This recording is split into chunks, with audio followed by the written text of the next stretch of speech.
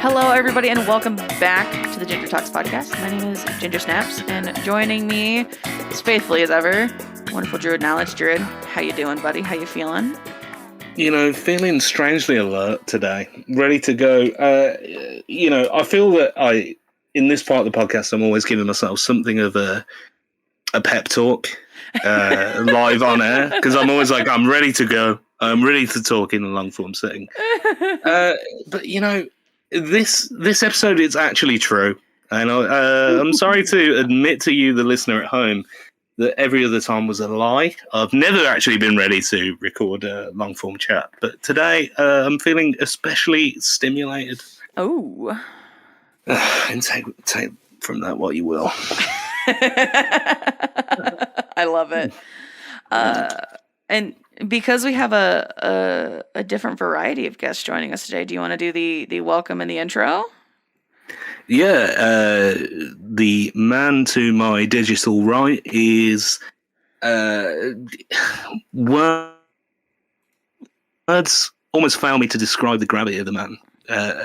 He's an artist, podcaster, provocateur, musician. I'd like to welcome to the podcast Jack Solomon Smith. Jack, how are you doing? I'm feeling very ready. Yeah, I'm thank you for having me on the show, and words fail me to match that intro, because it was a very humbling experience to be talked about in such esteemed terms, quite frankly, because I am a nobody. Just imagine this is the state sequestered B-roll that we'll have ready for you when you pass away. Well, I mean, I already live each day like that's the script I'm reading from, you know. So Jack Solomon Smith lives each day as if it were his last. Yes. And if you take one thing away, let it be that. Well, it's in that song that you showed me of Alex Cameron and Kieran J. Callanan. This sound might just be. Oh no, there's that for the both of us. A forlorn Western hero doffing his cap to those he left behind. Out there on the prairie. And so it's been a long and dusty road that we've been on, being from the West Midland UK. It can be a bit like a Wild West. The episode is roughly 4 minutes into recording, give or take. Well, probably not, but my spittoon is already full, and I won't tell you what it's full with. But in the making of it came much mirth. Well, that's good to know. So, yeah, well, we like to bear all here on the GingerTalks podcast. Soul, body, mind. I've heard a couple of the shows, but I didn't listen to a full one the whole way through. Are there any? Do you do like any sections? Are there like running? Do you have any game shows, quizzes in it? That's all to come. Yeah. Okay. That's when we do a channel awesome and alienate everyone. We start getting YouTube essays written about how fucking awful we are. And and make no mistake, I know it's coming. I'm ready for it. When the guests bite back and reveal how badly we've treated them on the show. That guy with the spittoon.com. I'm the nostalgia critic. I remember it, so you don't have to. Oh God. I love Doug. I love him. What, Doug Funny? Or Doug Walker. Doug Walker, the nostalgia critic. Yeah. Mm. I don't like Mike Machad from what I've heard, but I like Doug. I get. I Yeah, especially like his rendition of So Long Oscar Bates song. I was really worried you were going to say Pink Floyd's The Wall. That's one of his songs in Pink Floyd's The Wall. Oh, is it really? I can't make it through that fucking shit, man. Like it's Anthony Fantano made a good point that Jordan Peterson released a song that he'd done lyrics of, and it sounded strangely like Nostalgia Critic's version of The Wall. Yeah, I did hear that. God. As if he wasn't assaulting the senses in enough ways as he It's sort of like possibly could. A 5-dimensional public speaker. I literally don't know what to say to that. I lost for words really early in. Let that set the tone for how this evening's going to go. Mm-hmm. A rare, like, for the listener, we're not going to get there fastest, but we're going to get there furthest. Well, you know. Sorry for the American listeners, farthest. Well, yeah, I'm just going to edit that in, like, interchangeably.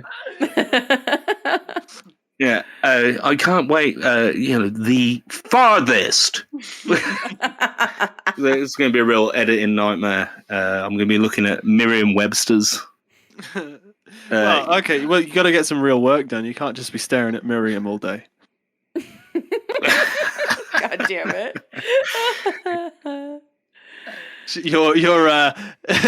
Your phonetic waifu, the spoken dictionary. Exactly. She can disambiguate me anytime. Well, I mean, in the parlance of the great Jimmy Wales of Wikipedia. You mentioned Wales in parlance. I thought you were going to bring up Undermilk Wood again. No, I think that's for the extra content. Okay, that's a deep dive. When I bring out the Richard Burton impression, to begin at the beginning. Those great thespians of time gone by. What a thespian? A thespian?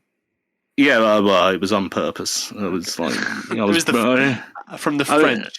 I thought I'd bring a bit of tattoo into the mulch. This is off to a start that I needed. All the things you said, running through my head tonight, Michael. This is not enough. Well, and I'm looking forward to making out with you by a chain link fence in the rain in a Russian school. Yeah. Where they just can't accept us for who we are. Exactly, because we can't pay the tuition to be foreign students. And Jordan Peterson is like the sugar daddy in the situation. He's kicking up an absolute storm in the rec room. This isn't the discourse I'm facilitating. Why don't you read my treatise on the Matrix trilogy?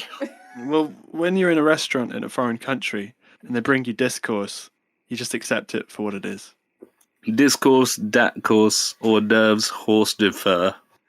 Exactly. Let me be the chauffeur of long form chat today, by way of Jack Sullivan Smith, by way of Ginger Snap 67.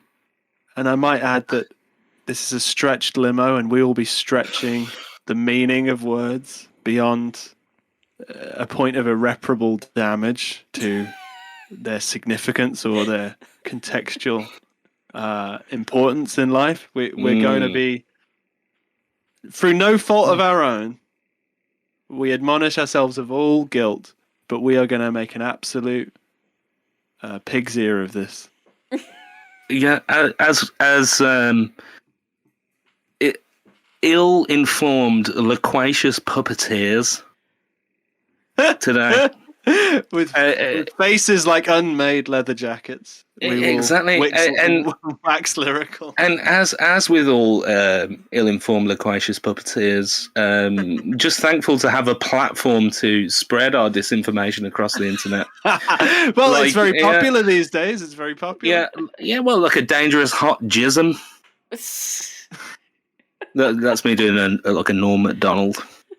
Oh, right, yeah. Oh, well, Norm's not around to pick up the baton, so you've got to.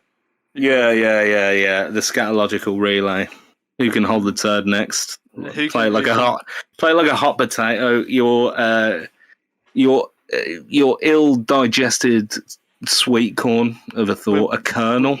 We are playing ping pong. We're playing Pong on a CRT monitor the size of a MacBook Air from 2009, and instead of it being a tennis ball, it is the genetic firmament of our brains that we are shooting back and forth. Yeah. So okay, that's enough of that now. 15 minutes in, and I've ruined that. Borderline the most experimental intro to the show yet. Let's say 15 minutes into Ginger, you've got to help us. 15 minutes into the episode, and it's obvious that you two know each other. Okay.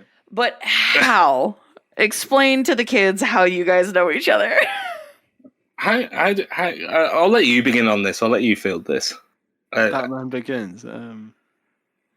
Well, I'm not sure when we first met, but it must be about 9 years ago. Oh, let's not mention the number of years. I mark it every year, my friend. We were younger than today, that's for sure. But we we both played in bands in the same city in the UK, and I'd released, along with Michael and I had released kind of songs in different bands at a similar period of time when things were just heating up in Birmingham, and people were going to shows a lot more. Being 16, 17, it was very exciting to go and finally see these like jam-packed venues full of people, watching bands that were kind of the same age as us. And it was through that I met him, and I can't remember the specific encounter when we met, but we were just in the same pond, really, because we didn't have any reason to know each other apart from that, because he's from the complete opposite side of the city to me, and we didn't go to the same school or know any of the same people. I think it showcases how that time was, and how much of how interconnected it had become. Yeah, and it became a real community, and we became friends through that community of just like-minded people. Well, I say like-minded people. I did everything I could to dissuade them from coming near me, but they kept coming closer. And Michael said some very nice things about the music I was trying to make and the music I was collaborating with. And Harry Shaw at the time. It was like he was a real cheerleader for that cause, which nobody else really was, to be honest. Some people liked our music, but I remember Michael being, Druid.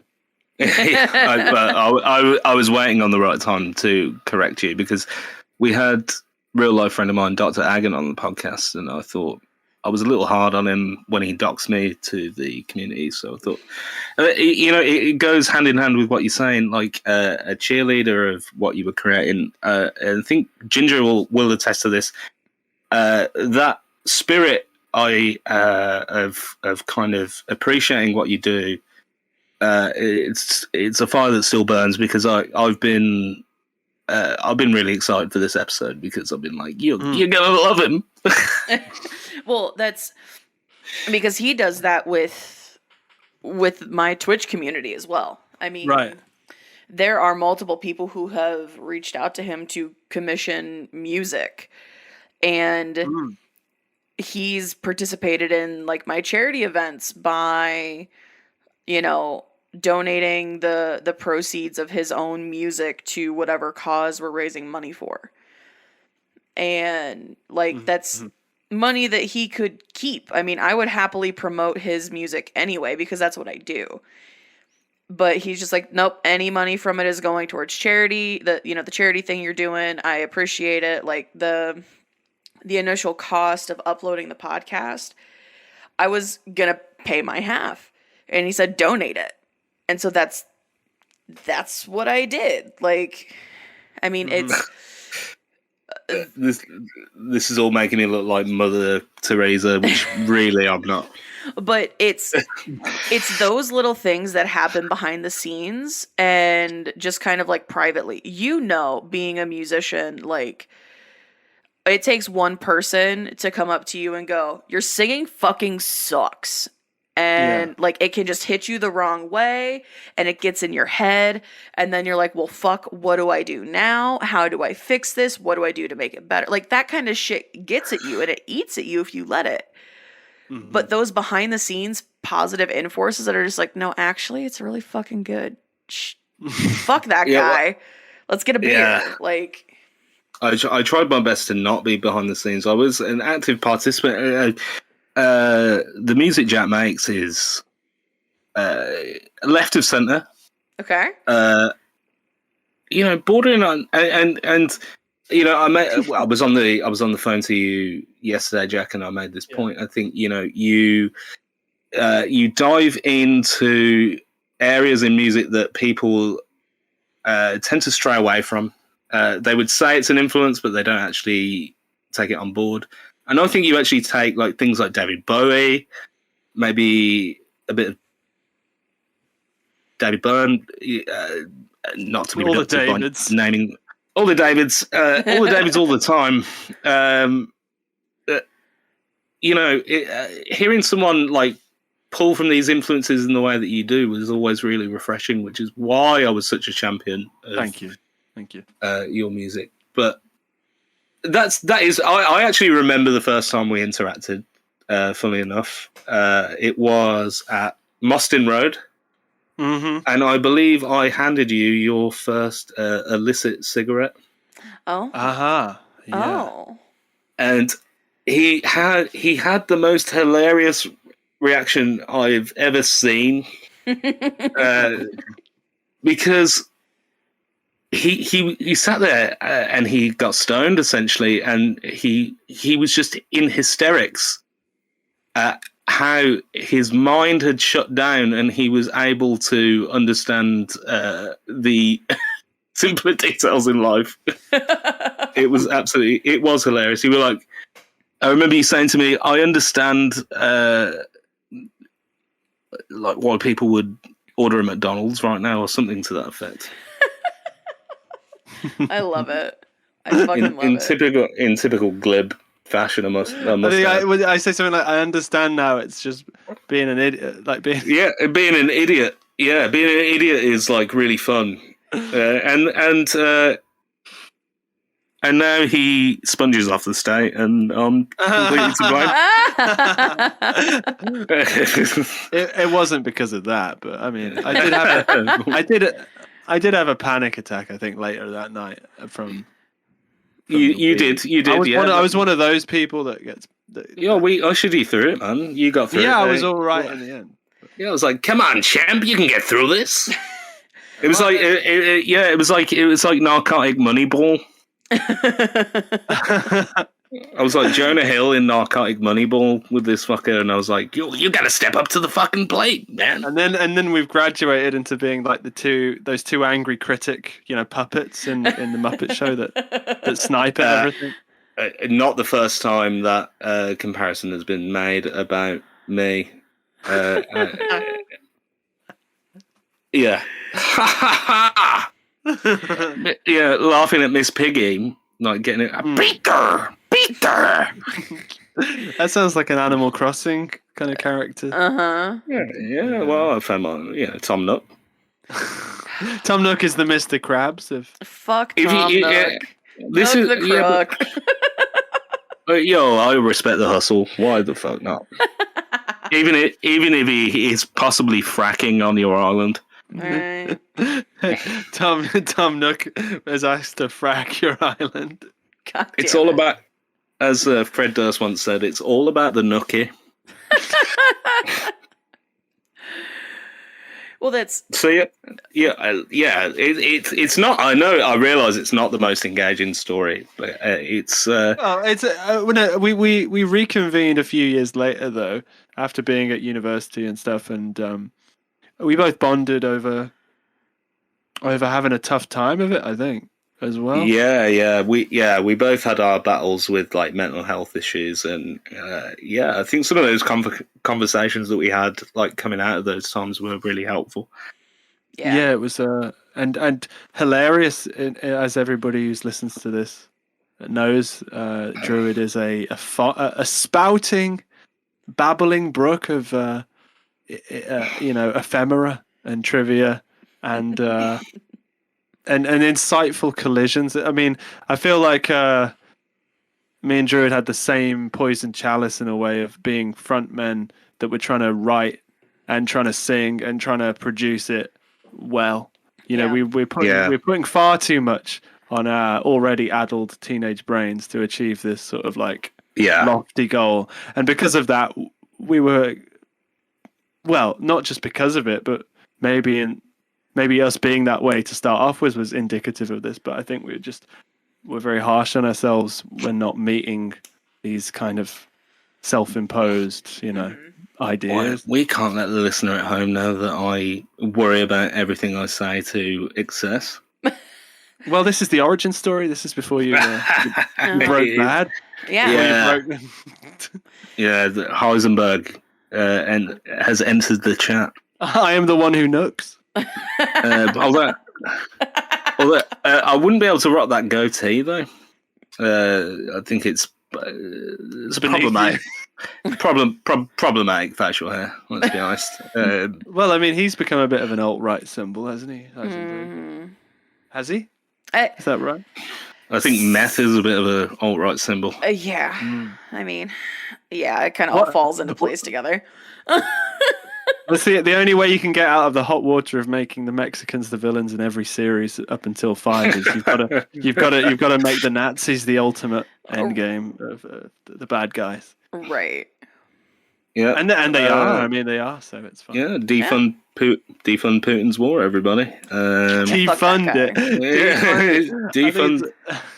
Defund it. Yes, more sanctions. An iron fist. We do not we do sanction this buffoonery. An iron fist to the face of the Iron Curtain. I have strong opinions, and I will say, fuck that guy. I'm very. In the preamble to every podcast, we talk for a little bit and we chat, and it's become evident to me that I'm like, you know what? No, I'm going to unabashedly say, fuck this.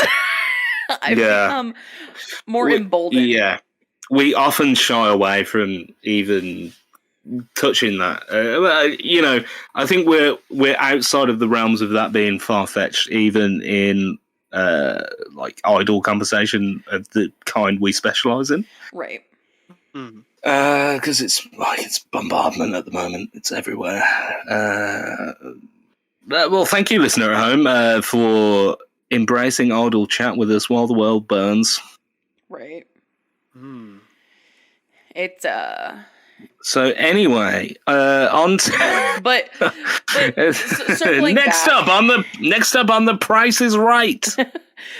Circling back though, like I love that we're getting more folks that were involved in Druid's life away from what like my Twitch community knows him for, and learning more about him in a way that's like, see, things that like I know about him and things that I know just from, us being friends and getting closer and talking about this and talking about that and stuff. But it's nice to hear and see like other people being like, nah, he's just that way with everybody that like he's friends with.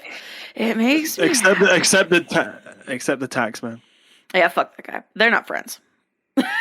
Yeah, real Robin Hood approach to taxes. If you're listening, taxman, and I know you are, got you again, sucker.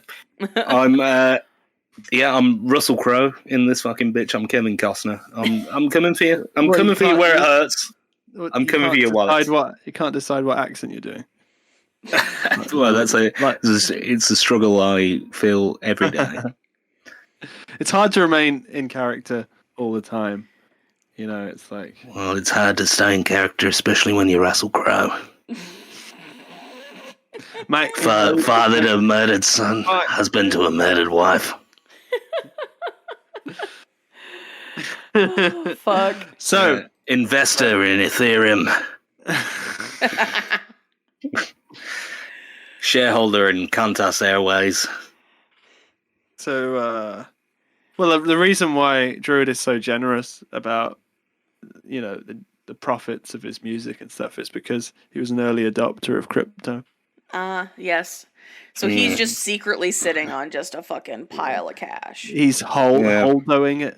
Yeah, He's doing the holdo maneuver. Yeah. Well, obviously, as informed as X-Ashay 12's fucking babysitter. Yeah. God damn it. Oh my god. It's that was the most awkward silence I've ever fucking produced. That's all right. I produce much more awkward silences. It's fine. I'm great at being awkward. Now I feel just peachy about it.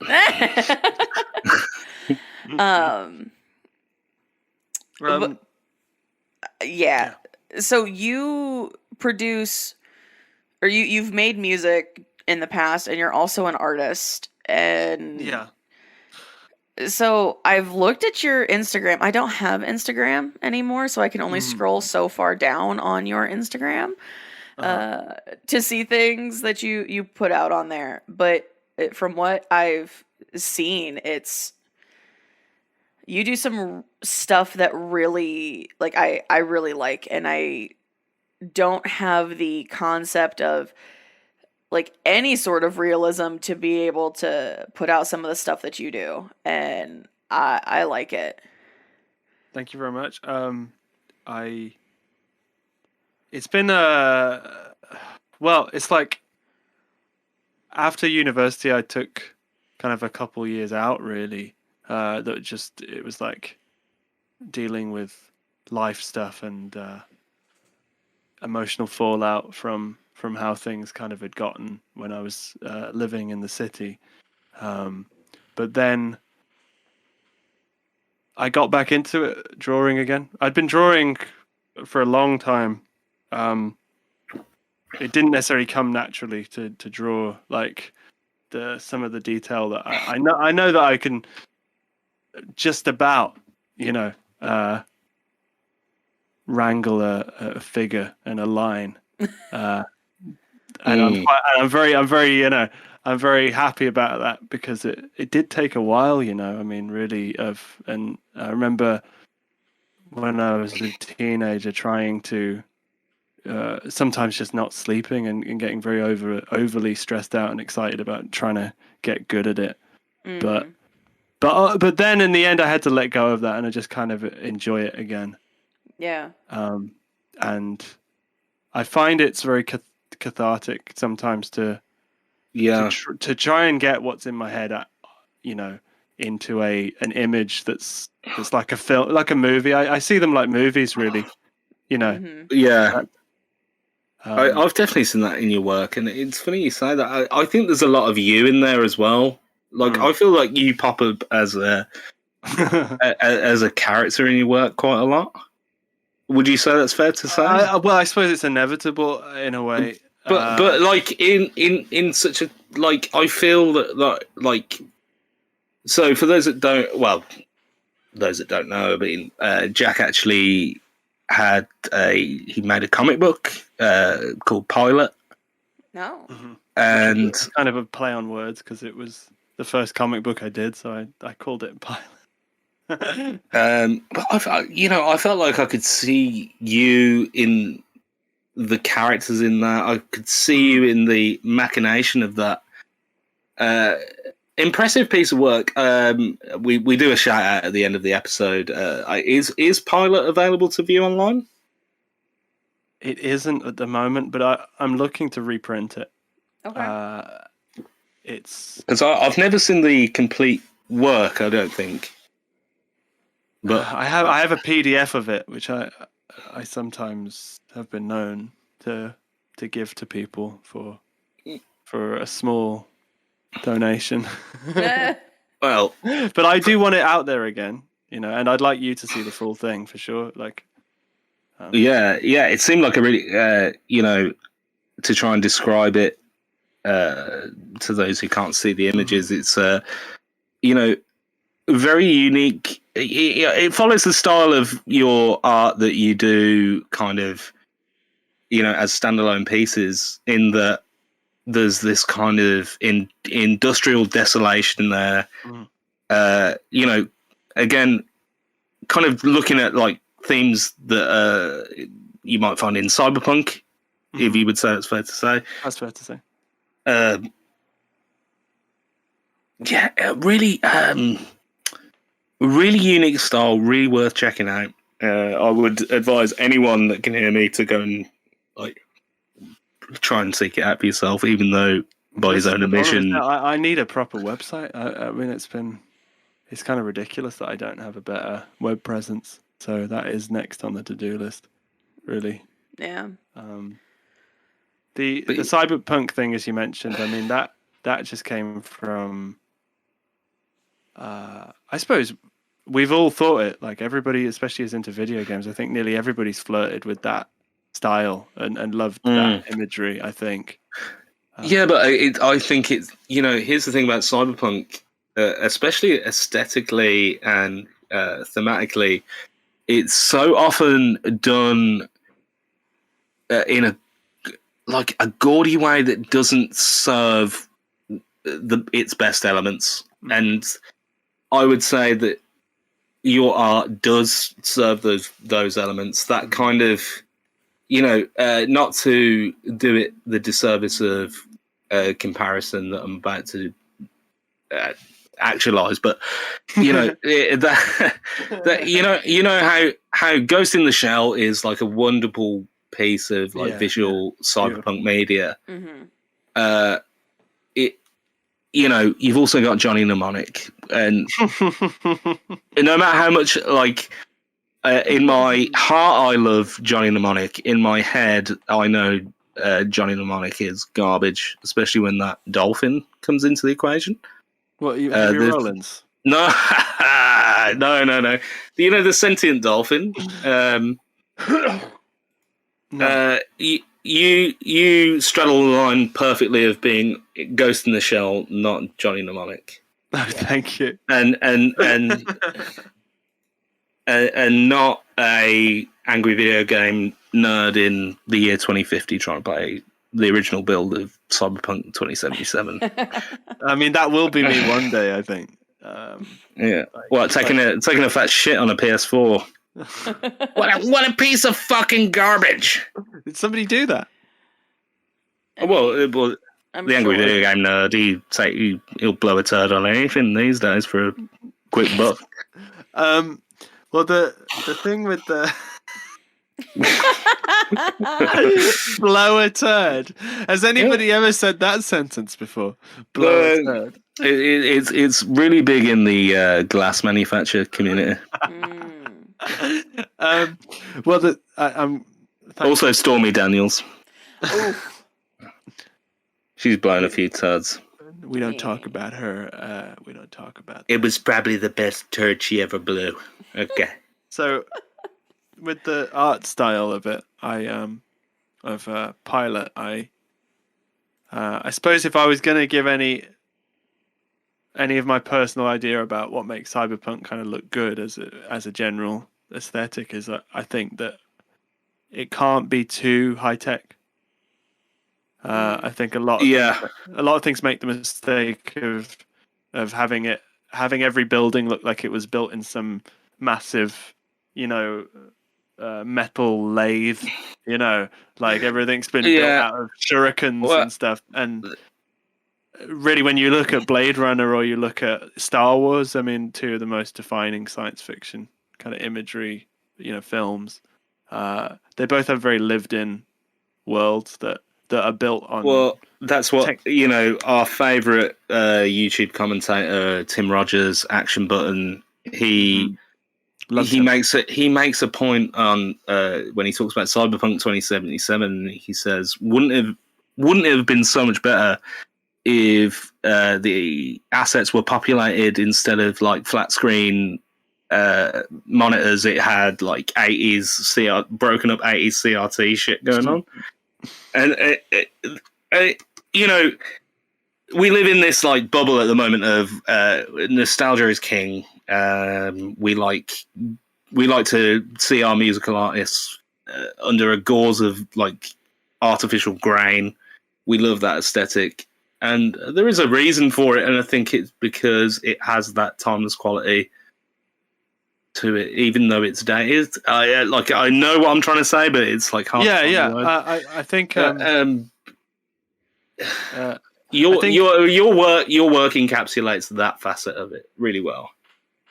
Thank you. I mean, there was a very intentional part of that, I think, where, in some ways, because I was living in London at the time, inevitably in a city, I think that you have there'll be buildings and designs from previous decades, and especially the 80s had this thing going on where there was a lot of a sense of futurism to the designs and a kind of sense of optimism and it's funny you say that, because I think the 80s like the 60s had this, with the moon landing and everything like that. The 60s had this like idealized version of the future, and then the 80s kind of takes the Jetsons and makes and posits the idea: what if the world of the Jetsons was fucked up? What if it had like dust on it and things like that? And what if George Jetson was living under the poverty line? What if George Jetson, finally had that sexual harassment lawsuit levied at him? That robot. What was it? Yeah, that's obvious sex robot. I don't like the Jetsons. Rosie. I thought the Jetsons were a bit like, aren't they like the Waltons in space? Yeah. Yeah. Yes. So they were always like, I don't know. I felt like they were a psyop. Well, I actually felt like the robot servant Rosie was coded as the woman that owned like a cybernetic version of the woman that owned Tom in Tom and Jerry. Therefore, It becomes a racial issue. Really? Oh, okay. Well, like a kind of a stereotype. What's it? Racial archetype. The Pride and Prejudice. I can't remember the character's name. The black servant in Pride and Prejudice, codified into a fucking shit robot. Well, that is you wanted to make the Jetsons highbrow? There you go. It just shows how deeply in the mire of ontological, problems the Jetsons is as a show. And don't get me started on the Flintstones. Well, the Flintstones, they were the honeymooners, but on cartoons. Back to the fucking Stone Age.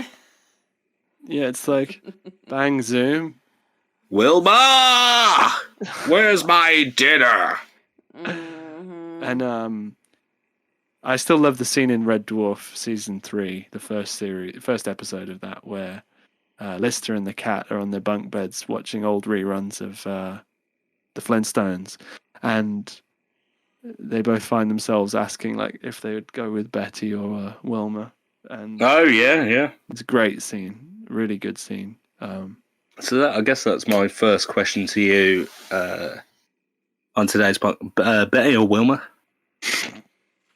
And give me a concise reason why. Don't pussyfoot around. I'll give you the full reason why. Okay, so it's a tricky one, but I mean, if there wasn't somebody I already liked in the real world, and if I was a cartoon character, or if some sort of weird science experiment had happened, I start to wonder if I'm a cartoon character already. if these ladies existed and I was a bachelor, I would consider that. I think it's got to be Betty, because I knew you were going to say that because you're a sim. Because you're a sim. Her hair was darker. The husband would put up less of a fight. Nice blue dress, great color coordination.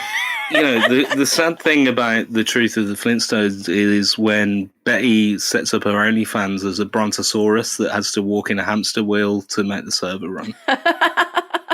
Yeah, no, that is one of the more dark moments, isn't it? Yeah, my last job was with manyvids.com. Looks at the camera. Michael is slowly showing his viewing history with a title. Not everybody knows about manyvids. What, they have many vids? They have so many vids. I used to work on Blip TV. I only know what manyvids is because I had Tumblr. Okay. Right? Yeah. Fuck. Yeah, I'm not like fapping relentlessly. I remember when, despite how it might sound, Tumblr used to be an X-rated thing, and well, you remember when they took its balls off? Yeah, when Yahoo bought Tumblr, and then sorry, anything that's not safe for work is going bye. Yeah. They AOL'd my LOL. Oh my god, I hate everything you just said. I'll just ask Jeeves to wipe my history away with his feather duster. Well, the thing is, Tumblr in its prime was a great place to find very arty erotica. Yes. And now, like genuinely, and now that's like pretty much cut off, and that was a shame because that stuff was very inspiring. You know. It wasn't just titillation. It was kind of an experience, you know. Yeah, I like watching silhouettes of penetration as well. The thing with Tumblr, listen, I'll circle back to silhouettes of penetration. Words I never thought I would string together. I don't know what that means even, but so the thing with Tumblr was like, you could be unabashed. Like, there's pockets of the internet where you could just be unabashedly who you were, and like Reddit is the toxic shithole that Tumblr was, but Tumblr had a prettier face on it. But Tumblr was old face. Dude, Tumblr was fucking wild, and one late drunken night, Druid and I actually found our respective Tumblrs. We even looked at MySpace account, like looked for MySpace accounts. Mm-hmm. And like we were diving back into fucking old internet, because now Tumblr is still a thing, but it's not like all of the people who are just like, oh, fucking Tumblr sucks now. They all migrated to Twitter. Well, after a lot of people had already been on Twitter, and like, because I'm on Twitter, I'm a social media person. Like, that's just kind of what I do. But I try to stay out of the cesspool sides of Twitter until they directly affect me. Tumblr, like the cesspool sections of Tumblr, just fucking seeped into everything I did, and so I slowly started backing away from the platform. Tumblr is still on my phone. I still get notifications from Tumblr. Oh my god. One of the few. That are just like, this person liked your post, this person reblogged your post, this person sent you a question. I'm like, this thing has been dead for like 6 years. Yeah, put the dog down, man. Like, I think some young people still use it. Actually, I think mm-hmm. there's like a new wave of people that go on there to make a blog. I think. Yeah. But That's insane to me. I know, but I think it's just like How do Gen Zers have time between not having sex and investing in Doge? Well, I think that people don't know Gen Z as much as they think they do. Gen Z, it's surprising enough that Gen Z, like the true Gen Zers and not like your social media clout chasers, they're not investing in crypto. They're trying to get enough money together to buy that one bottle of wine they get for the week to take the edge off after a long day. And they're like, watching things fall apart, and they're just like, meh, I'm used to it. We're like, the generation that we're from, it's like, oh no, things started falling apart when we were kids, but we still remember the good times before. Yeah, and we know which Hogwarts house we're in. Right. Well, I mean, things haven't fallen apart so much as they've just been defunded and privatized to the point where they can't exist without like life support machines of like. Well, here's the thing about Gen Z is they're trying to find the 7 Dragon Balls all the time. And when they do, instead of a wish, they just get a sponsored link for sex toys on wish.com. Right. Gen Z, I see this meme that crops up all the time, and it's like a stick figure of a millennial or like a Gen Zer, and then there's a bigger stick figure in armor just protecting them from a barrage of arrows, and it's a millennial just like, doing okay down there? Yeah, you good? No, but I'll make it through. And the Gen Zer's just like, me too. And it's like, when did it become this? Because our generation is the generation that's fighting so hard for like climate change and equal rights and all this kind of stuff. And Gen Zers are just like, yeah, no, these are things that should have happened. What the fuck is wrong with you? Yeah. Yeah. Yeah. And the millennial version of Teenage Mutant Ninja Turtles is basically where Donatello has his shell on his back and it's his home on his back, but he has to rent it. He doesn't own it himself. Yeah. What about the other side of the? Well, I mean, is it like Master Splinter is like Jordan Peterson or something? I mean, it all comes back to Peterson. Yeah. Save it for your TED Talks. My Teddy talk.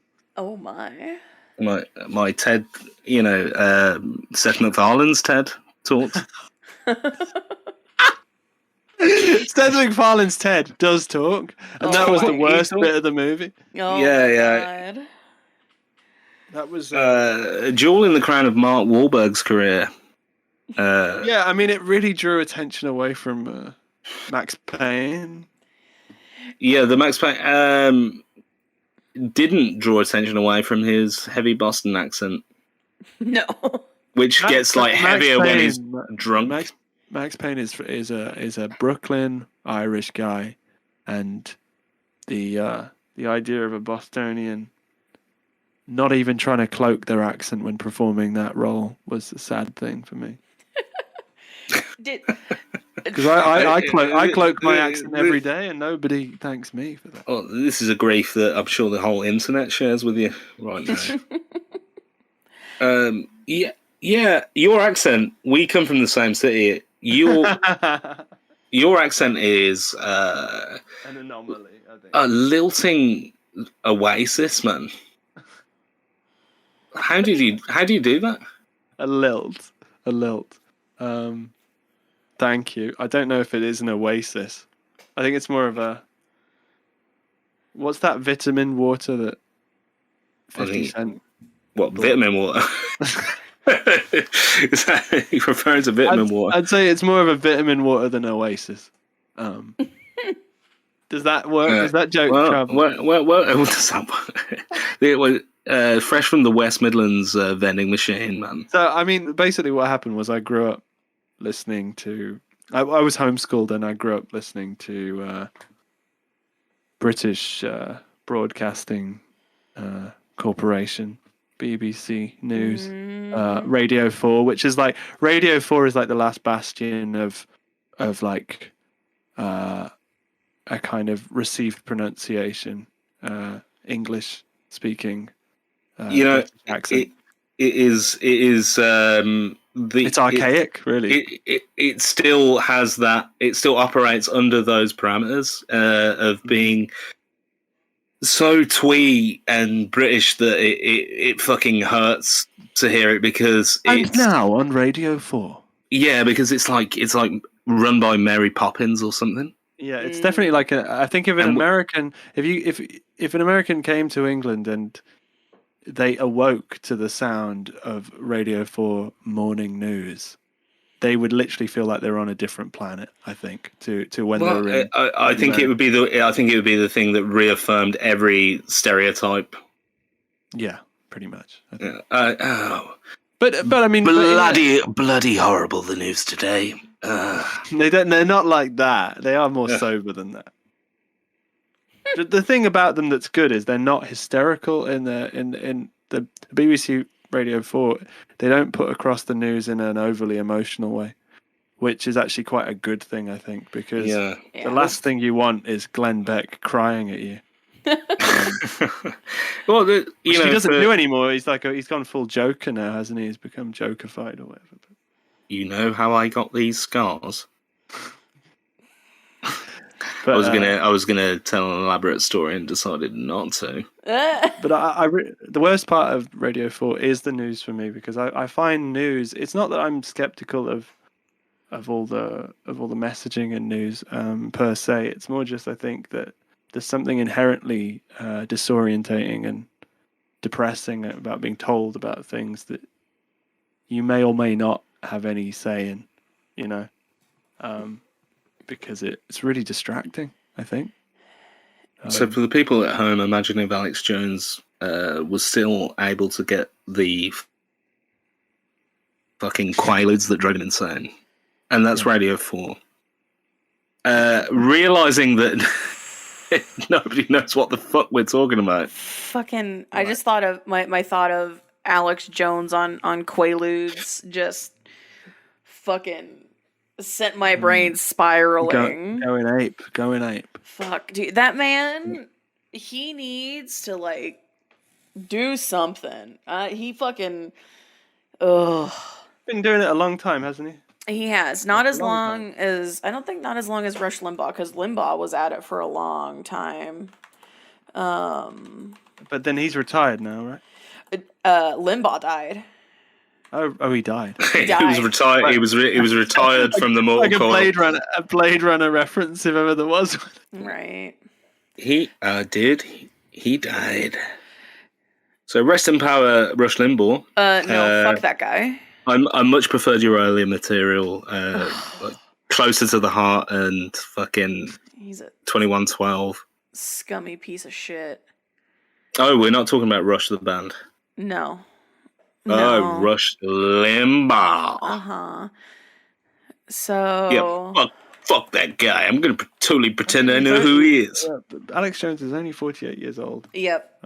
Well, actually, you're saying there's time yet for him to atone. No. What I mean is there's time for him to admit that he was Bill Hicks all along. What I find interesting about... He's more likely to be Andy Kaufman, I think, but... Fact.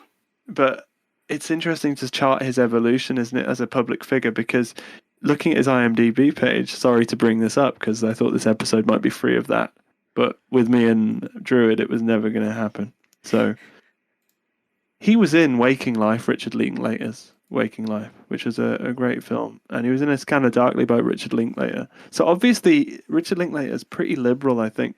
The idea that he was okay enough to appear on those films shows that in about 2001 and to 2006 he was pretty sober in his stuff, right? Is that fair to say? What, just by virtue of the fact that he was collaborating with Richard Linklater? But by considering the fact that Richard Linklater would be prepared to pay him money to be given some kind of public platform by being. So we're trusting Richard Linklater as I'm just social barometer. No, I actually kind of would, to be honest, on some level, because look at the films. It goes from Waking Life, Scanner Darkly, a Philip K. Dick, adaptation, and then the next movie he's in is The Obama Deception, 2009, and Endgame, 2007. So it's almost like it flipped where he was somehow acceptable in a vaguely art house setting, and then became. He probably watched Waking Life on drugs, and that's what did it. Yeah. Because that film's fucking crazy. It was crazy. Yeah. I get recommended every once in a while these oddly like cerebral fucking movies and stuff that I don't like. I enjoy them. I don't typically seek them out. And everybody goes like, "Oh, Memento and Fight Club, they're so cerebral." I'm like, "No, I'm talking like real cerebral like fuck with you." Yeah. Movies. Now, to be fair, A Scanner Darkly is a film I've heard of, but I've not actually seen it. Yeah. So, but like I've heard that it's one of those movies that can really fuck with you. Well, I mean, in a certain way. I guess. I think it's like. I think A Scanner Darkly is. I think it's visual style. Yeah, it has a lot. But if you wanted to go like Waking Life is the one really that I think has the potential to like mess with your melon a little bit more. Okay. But they both have very similar visual styles, and they both employ a style called rotoscoping, right, where you draw over every frame. Yeah, but where it differs from rotoscoping is I think that they keep. So the actors act in the scene, and then they rotoscope the animation on top, but then also kept elements of the real actors underneath. Yeah. So it looks, it just doesn't look right. Like neither film looks right, but that's like the point. Mm-hmm. I think A Scanner Darkly looks amazing and is. It's not for everyone. Well, I mean, if you're into Philip K. Dick at all, or you like his life story, I think it's an interesting film as well. And Robert Downey Jr. is in it, and pre-Iron Man Downey Jr. performance. Yeah, Downey Jr. and I like a lot of his earlier works predating Iron Man. And I mean, I like a lot of the things he's done since Marvel. Like, I mean, he's a good actor, in my opinion. But, like, him and also, a controversial yet brave opinion here. I enjoy Johnny Depp. Right. And there are people who will be like, "You like Johnny Depp? He just does the same shit, blah, blah, blah, blah, blah, blah, blah." No, bitch. Go back to, Edward Scissorhands, Winona Ryder. Yeah, okay, fine. But look at, because he was in, I want to make sure that I'm correct in this. He was in a film called Chocolat. And I watched that movie with my mom. Like, she showed me that movie and... like I enjoyed it. What's Eating Gilbert Grape? Like his early movies that required him to act and not be eccentric. Fucking love them. I think he's great, really. Becketted himself into a corner. And he character acted himself into a franchise. Well, I don't even think it's necessarily his fault. I truly don't. I think Amber Heard has a lot to do with it. Well, she has a lot to do with the fact that he'll be acting in Bruce Willis straight to video movie in Venezuela next week. Dude, that's fucking, like, I feel so bad for that whole situation. Well, But you know what's crazy is that it feels like the world is on Johnny Depp's side, but like the weight of cancellation has still like disallowed him from coming out of the rubble. yeah, it's because Amber Heard took advantage of the situation that was caused by Weinstein getting figured out. And people who just read headlines and don't look into things and like actually read the story, they just see, oh, Johnny Depp, physically retaliated against Amber Heard. Guess what? Amber Heard fucking lied. And yeah, Depp was drunk all the time and he was strung out. But guess what? When you're being abused, what the fuck do you think happened? Like, people, there's such a thing with cancel culture now where people are just like, nope, it doesn't matter. People can never learn. They can never change. Fucking Johnny Depp is one of those people who I want to see have a Brendan Fraser type renaissance. I want it so bad. Well, I'm sure it's going to happen. People like him still. Enough people like him, I think. Mm-hmm. Does he really want to be in the biggest films anymore? Surely he's done that enough. Yeah. Well, I think that we need to look at the fact that his band, the Hollywood Vampires, that he does with Alice Cooper, shows that he will do anything. Yeah. And then you think like his turn as Grindelwald in Fantastic Beasts, and you're like, this fucking dude was up at that point to just do whatever the fuck like was coming through his mailbox. But think about where he was at that point in his life too. Like, shit's been hitting the fan for years, and everybody's like, oh, Helena Bonham Carter, like, she's always been blah blah blah. No, like, Tim Burton and Helena Bonham Carter, I feel like, are the people who probably kept him the most fucking sane.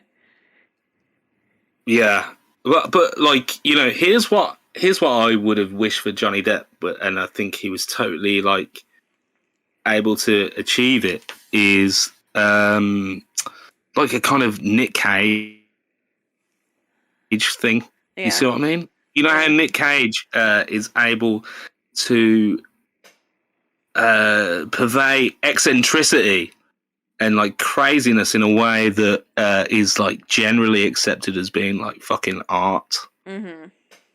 Rather than, there's the meme aspect of it, but then also like, so for instance, I saw Quentin Tarantino did an interview like the other week, and he said like Nick Cage is one of the 3 best actors of our time. Mm-hmm.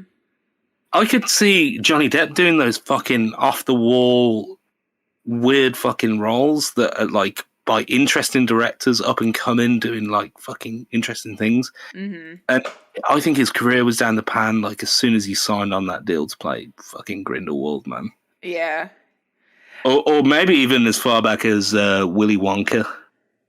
Yeah, I mean, it makes fucking sense. Like, it's wild. Like, Nick Cage is, fuck, you got me thinking about Nick Cage, and I saw a preview for one of his new movies this year that's fucking wild. It's so meta, but it's perfect for Nick Cage. I want to see Johnny Depp come out of all of this bullshit in just a better fucking place where he can do things that are so fucking campy and wild. Because this new movie, have you guys seen the trailer for The Unbearable Weight of Massive Talent?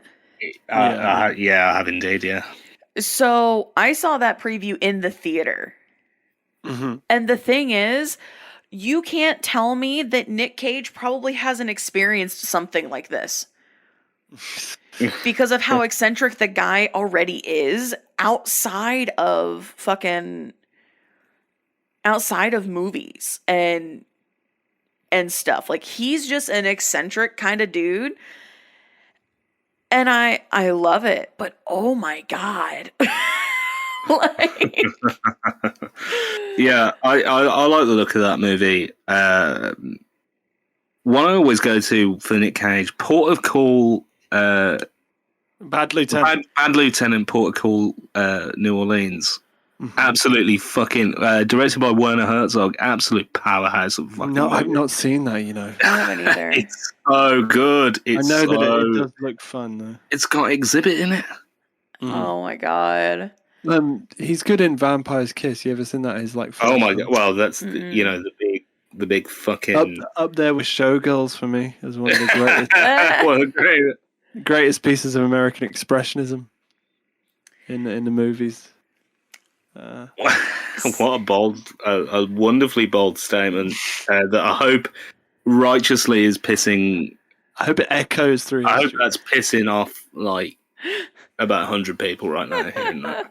Well, see, I'm looking at Nick Cage's IMDb, and I forgot that Mandy was a recent movie. Oh yeah. And I tried to watch Mandy once, and I couldn't. I couldn't do it. There was something about the movie Mandy that I couldn't. I couldn't do it. But that was also the same weekend that I saw Midsummer. Right. And fucking Ari Aster, goddamn. But I have a buddy who just really loves Nick Cage, and so he has like talked to like the group chat that I'm in with him and a bunch of other people. He brings up Mandy quite a bit, and I'm just like, bro, I can't. There's something about that movie that I can't fucking watch it. I couldn't make it through the first 20 minutes of it, and I want to because I've heard Nick Cage does a phenomenal job. Why can't you make it through it, do you think? So given some content warnings about it, it hit too many nerves and struck too many chords with me that I was just like, nope, I'm gonna just take a nap instead. Like, completely fair enough. But that's one of the things about knowing my limits with things too. And after seeing Midsummer and then trying to watch that movie the next day because Midsummer just fucks with you so much. It is quite a double feature, try and watch those two films. And the dude I went to see Midsummer with, he was fucking high as a kite. He was orbiting Mars, and like when the dude and the chick just jump off the rock cliff and he doesn't die, I'm sitting there just like chill, like, okay, this is what's happening. This is what I'm seeing. Okay. And he's got his face buried into my shoulder. He's just like, oh God, what is happening? I feel it in my legs. And I'm like, it's okay. Take a deep breath. Like, yeah, it's the Jay and Silent Bob remake that nobody knew was coming. Right. So Snoochie boochies, Ginger. Fuck, man. But like, I remember seeing like The Rock when I was a little, and Face Off, and like old Nick Cage stuff. Mm-hmm. And I think the most recent thing I've seen him in is probably Kick-Ass. Oh yeah, it's great. He was great in that movie. He did such a good job, and that's when I realized, I think, how I'm okay with his eccentricity, because he plays that character in Kick-Ass almost kind of meta. And I love it. I fucking love it. Also, I'm ready to call him Big Daddy on a fucking dime any day of the week. Right. Big Daddy Nick. What's up, Big Daddy Nick? Yeah, fucking keep going, Nick. He's like, forget that he's fucking Francis Ford Coppola's nephew for a sec. I was about to say, I didn't realize that he was the nephew of Coppola. Read an interesting fact about Coppola that he has made more money on making wine than he ever did in like the fucking movies. I mean, yeah, but thinking of the days of Coppola, like the height of Coppola. Yeah, I'm a hipster shill because Apocalypse Now is like one of my favorite movies of all time. Mm-hmm. Didn't he start his own production company back then? American Zoetrope. Yeah, with old George. Lucas. Yeah, exactly In correct. San And Francisco. he made his passion project, and it was the greatest Hollywood bomb that had ever happened at that time. Which one? Oh, you're picking my brain here. I can't What, in the remember. 90s, right? No, I think it was in the 80s. It was the biggest box office bomb of the time, though. It's really stylized, and Bigger it's than Pluto Nash. Well, Pluto Nash was just an apple in fucking Eddie Murphy's ballsack at that time. I forgot that he fucking wrote, or he didn't write. Jesus, I read writer. He directed The Outsiders. I fucking forgot about that. Holy shit. Much maligned. He directed that movie with Robin Williams, Jack. Mm-hmm. Oh, yes, a classic. Mm. Yep. Really well, good. Francis Ford Coppola made one of the best films of all time, which is The Conversation. That's a great film. I don't True. know if I've seen that one. I don't think I've seen The Conversation. You've never seen The Conversation, Mike? No. Druid. Yeah, good save. No. It's Gene Hackman giving it the beans. I'm ready for Hackman any day of the week. Hackers, man. It's recommended for fans of the Royal Tenenbaums. Watch The Conversation. Get yourself a real movie. Speaking of Gene Hackman, have you seen that Grimes has come out today saying that she hacked the website Hipster Runoff? I used to forced it to be deleted because they published a photo of her having a lesbian kiss. You know, I did just see that headline. I used to read that site. I won't say what I thought of it, but I did read it. Take listeners at home. Take from that what you will. Advocate of peddling hipster smut or urbane social critic. We'll let you decide. Can't it be both? I mean, it can't. It cannot be both. Yeah. Urbane social critic. That's the lane we all want to inhabit, like the level-headed George Costanza of Seinfeld. The level-headed George Costanza that we all wish we were. Yep. Absolutely. What is the deal with the conversation? Well, you sounded like Obama when you did that. You have an Obama delivery. Yeah, well, I want to thank Michelle for letting me out of the Air Force One bunker. And straight into the bestseller list. Thank you, America. I'm trying to look for the film that lost all his money. I can't find it. 1989. No, what's he director of? He was the director, right? Of it? Yeah. No, this can't be right. This is entertaining to absolutely nobody. Godfather Part 3 was that like 90 fucking six or something? 90 really? Yep. Did he do that as to make money back though? Yeah, already? He did Godfather Part 3 to largely pay off debts, but when he was in Reno working on the script, he managed to lose $10,000 at the casino. And his gambling is what radically altered the course of his career. So here's the film I was referring to. I found it. It's called One from the Heart. It's 1982. The movie cost $26 million to make, which in 1982 is fucking massive. Mm-hmm. How much did it make at box office domestically, you ask? $636,000.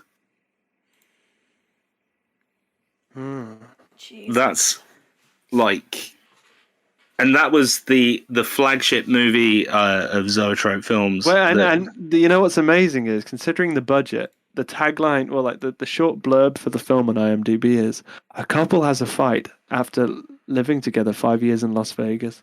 They go out and celebrate 4th of July, each with a new partner, breakup. Sleepless in Seattle did it with more class. It doesn't necessarily sound like a winning setup, does it, for a drama? But I don't know. He got his money back on when Peggy Sue got married, which I believe is the first acting credit of Jim Carrey. That sounds right. There's a series that has led a series of clicks that has led me to this this topic, but it's along the same vein. I was looking at The Outsiders and forgot that Tom Waits was in The Outsiders. And oh my god! Tom Waits was in this movie that not a lot of people that I know have heard of it, have seen it. But the cast that's in it, like, you should. It's a movie called Wrist Cutters, A Love Story. Gerard Way's right on that one. So, but it's got Tom Waits, Will Arnett, Mark Boone Jr. It's got Mary Pat Gleason. It's got Nick Offerman in it. Like, wow, this is a movie from 2006. The tagline is "Life is a trip, but the afterlife is one hell of a ride." The tagline should have been Parks and Recreation spelled with a W. This is far from anything. This is a far departure from anything that these people are known for. And that's what I fucking loved about this movie. What's it called again? Wrist Cutters, A Love Story. Such a captivating name. Right? But there was a novella that it was based off of called Neller's Happy Campers. And it's fucking wild. It's a wild ride. And this is one of those movies that kind of like fucking hit me. Hit me too. I don't know how to say her name. Shea Wiggum is in it. Who? Chief Wiggum. No, not Chief Wiggum. This dude who's been in stuff. He's got like a long list of fucking credits too. He's become like a character actor. This was one of his first fucking roles. Like, it's so weird that this movie has all of these kind of like lesser known fucking people in it. And it's just fucking, it's wild. It's a wild fucking ride. And I love it so much. It was so good. It's one of those movies that I go back and I revisit every once in a while. But it definitely like hits you in the feels, but it's so good. But Tom Waits had led me into this fucking like down this fucking track to this movie. It's Requiem for a Stream returns. Goddamn, dude. But like, if you haven't seen it, it's a movie that I definitely recommend to just like it makes you think about things in such an odd way. And that's one of the things I love about it. It's officially transitioning to the top of my watch list because that is it sounds pretty fucking. Yeah, it does sound insane. Yeah, so far up my street, it's in my driveway. Like, it's literally knocking on your door right now. To give a quick summary of what it's about is, without spoilers, is if you are one of those people that takes your own life, you end up in a purgatory. And whatever method you chose to take your own life, that is evident in how you live your life in purgatory. Purgatory is just filled with other people who have taken their own life. So like, if you shot yourself in the head, you cover up the holes, but you just walk around like that. And this dude decides, you know what? I'm kind of fucking tired of this. I'm just going to go do something else. And takes off with his roommate. And they run into this chick who believes she shouldn't be there. And so it's the story of them trying to find the people in charge. And it's so Wizard of Oz. fucking weird though. Like the car that they drive around in, the front passenger seat, if you drop something in the floor, it disappears into a void forever. And it's just gone. So like you drop your sunglasses, say goodbye. Like it's so... That's the most Jim Jarmusch thing I've ever heard in my life. It's so fucking weird, but I love it so much. You know, I'm just thinking, if I die and I've not killed myself, which, God willing, that is, you know, won't be the case, and I find myself in purgatory with Tom Waits, I'll know I really shot myself in the foot. God damn it. It's fucking wild. Like, but when I am in a mood to watch, like, wrist cutters, like, it's just something that's, like, been brought up. It's like, you know what? I kind of want to watch this movie. Like, there's something about, this is a big circle back. Just stay with me here. The kind of art that I end up running across is very much what I see on your Instagram, Jack. Wow. Let me try and... There's the art you run across in this. So I, like, when I get into these, like, moments of, like, nope, I want to watch this type of content, or I'm really feeling this kind of thing, like, I end up finding art that's in kind of the same vein as yours. Okay. And, like, that's what I'm taking in. That's what I'm absorbing. That's what I'm looking at and seeking out. And then, like, it comes out in my own art, and it's fucking weird. But I love this. Sorry, I'm in a fucking... I tell you what, like, the most roundabout and wonderful compliment that you could ever receive, Jack, I would say. It's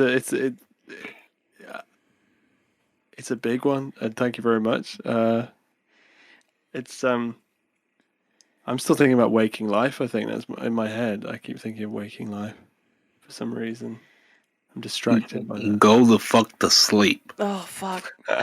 It's been the story of my week. The androids dream of counting sheep or counting Ethereum points. Oh, my God. I mean, it's like the movie you mentioned is like, I like that it's kind of like someone's dream almost. I like movies that feel like they don't have to have come from one person, but the story has to feel very much like it has its own rules, I think. And that's what makes it so exotic and exciting. You know, to be part of. You know, it's funny you say that though, because if you think the original treatise of cinema as an art form, you know, they would say Hollywood is where dreams come true, where dreams are made and bottled and sold. And it's funny that, you know, that you gravitate towards these dreamlike narratives, and it kind of showcases and mirrors how disenfranchised, when we become inundated with culture, we become disenfranchised with it, to the point where the dream weaving that we go and search for is so bleak. When it comes out the other end. The most intelligent sentence I'll ever utter on this podcast, so don't expect lightning to strike twice. Discerning listener at home.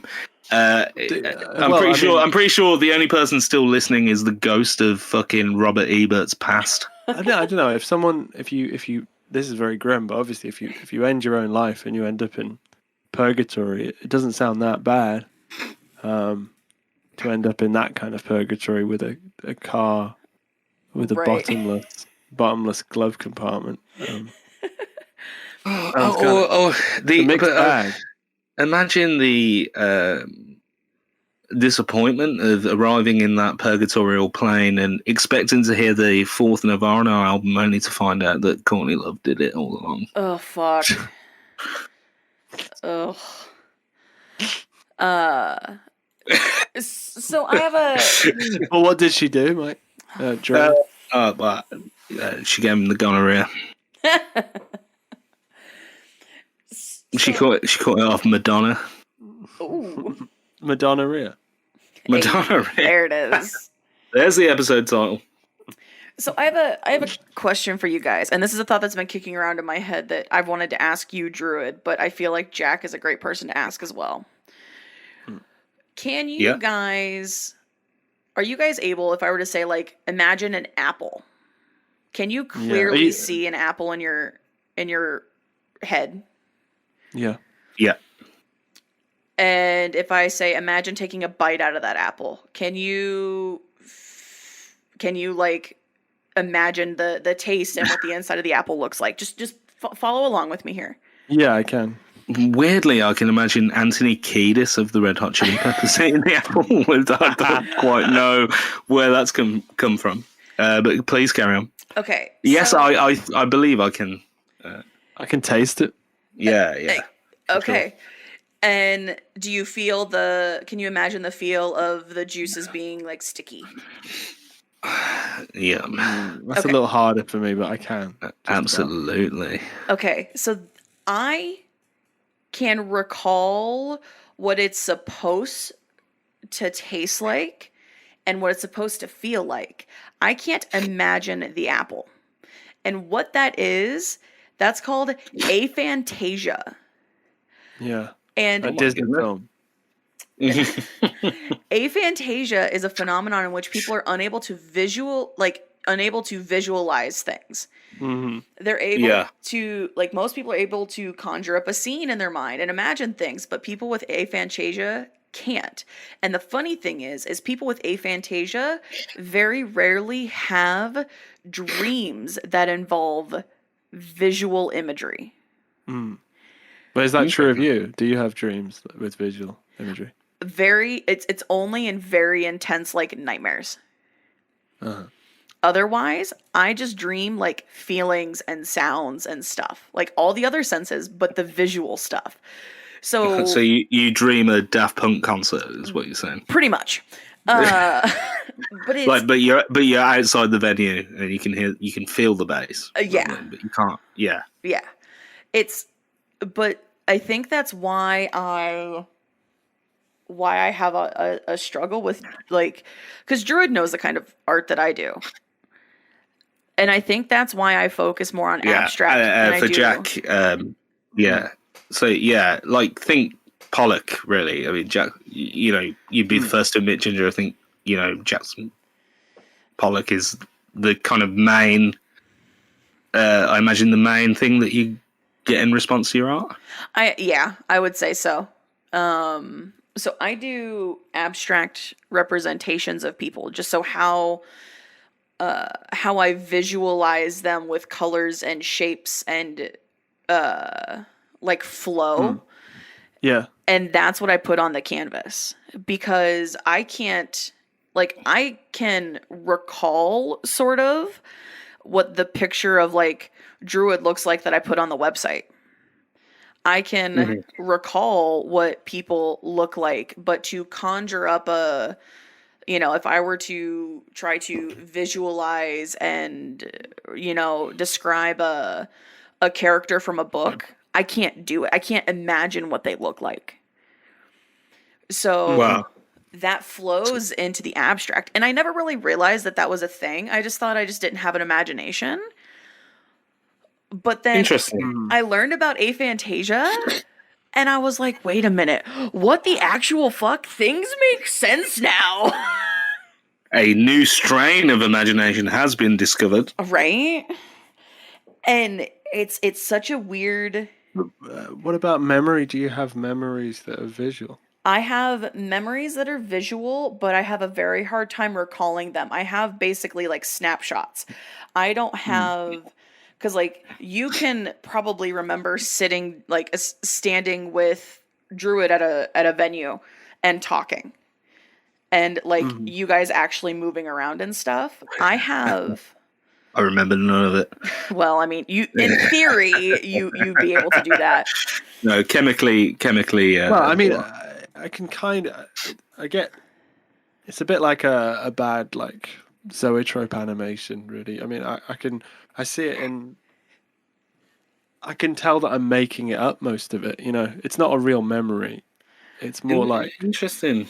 half of it's memory, half of it's just authorial license to make me feel the same as what I remember it like. I think that's the truth, but I feel like I vividly have like the opposite problem of like, I even get it like when you guys are speaking, I can like, I visualize your faces as you're talking. Mm-hmm. So like, but I've also got this kind of memory where like, so Mrs. Knowledge and I were talking about a place that we ate pizza during a week stay in Rome that we had in February of 2020 before all the shit hit the fan. Right. And like, I'm just able to recall the name of like every restaurant we visited. Like, my memory is super vivid like that. And I have just snapshot images. So Right. like, I was trying to find a house that I lived in with my dad at one point. And I was like, okay, so I know that this restaurant was there because I have a memory of sitting with a Little Caesars pizza box on a random person's like yard wall on the way walking home. Okay, there's the yard wall. I vividly remember this. Like, but I couldn't find the actual street. And I lived at that house for a year. And I can remember what it looks like, but I was trying to find it on Google Maps and I couldn't. I had to ask someone else who knew. And it's such a it creates such a weird thing where like, I know what things look like. I know what it's supposed to look like. I know what, you know, I know what things are supposed to be, but for me, and like if I look at it, I can describe it to you, but it makes it so difficult. And like Druid knows, I designed a piece of our merch, but it's very rare that I get moments where it's like, this is exactly what I want. This is what I see and I have to create it. If I don't create it, I'm going to lose it. And it was so difficult for me to describe it to him. And like, I just made up, like, I was like, this is kind of what I think it, like how I would describe it that you might understand. But I couldn't fucking, I struggled so hard. And yeah, but you were able to quite concisely convey that information to me, I must say. Thank God. But like, hot damn. Well, hot dog. But like, coming up with other merch designs, I had to pull other people's merch to say, I like this visual style, because I couldn't just conjure up like what I thought would look cool and describe it to you. Like, I think there's a little bit of an overlap here where I think people that can describe, I mean, I feel like people that can visualize stuff have to rely on those crutches to be honest. I think there's a limit. There's a limit to all, I think. Yeah, well, there's a limit to how much the brain can really can create or describe. I think somebody being able to describe what they see in their head is like a skill in itself, separate from being able to see it. It's a funny one. I mean, I can't imagine having. It's the thing. I can't imagine having aphantasia as well. That's the other. It's hard for me to imagine. How can you convey what it feels like to experience that? It's just so to someone that has no idea. But it's interesting because and it's a great plug actually, Ginger, that you've brought the merch up there, because we do have merch coming. But the juxtaposition in how we sent those ideas to each other, because we've kind of designed a shirt each that will be available in the GingerTalks store. But like the difference in how we conveyed that, like I had a very clear image in my mind of what my design was going to look like, and I was able to just sketch it then and there and be like, look, here it is. Right. And you were able to do that. And there was something about it where I couldn't, you talked about it and I was like, okay, I think I understand, because like I get some of the references and some of the things, but I don't, like, in my brain, I have such a hard time conjuring up something new. I mean, all of the actual like pen to paper or like pencil drawings and stuff that I did in high school and stuff, I was able to look at another drawing and with practice recreate it almost perfectly. And then I did it enough times that my hand just kind of did it. But I couldn't draw that same hand that was holding a pencil. Like, this was one of the things that I just drew over and over and over again.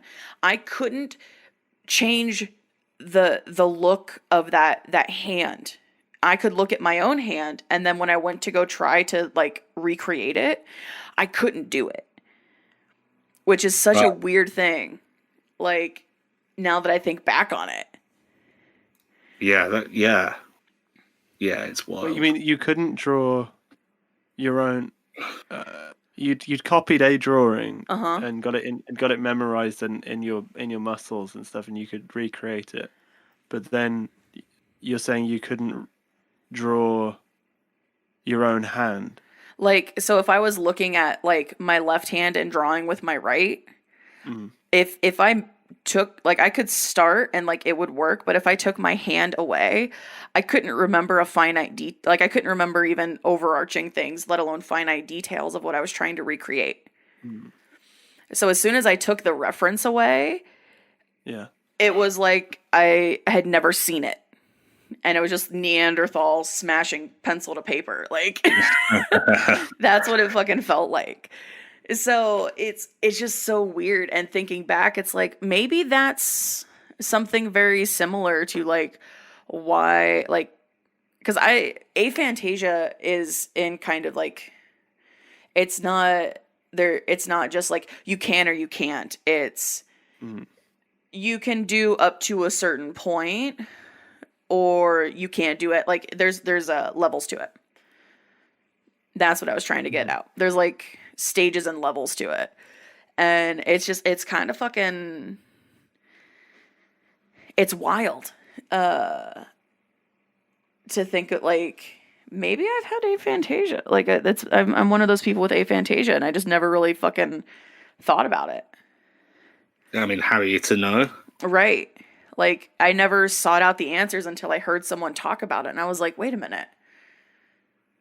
That kind of sounds like me.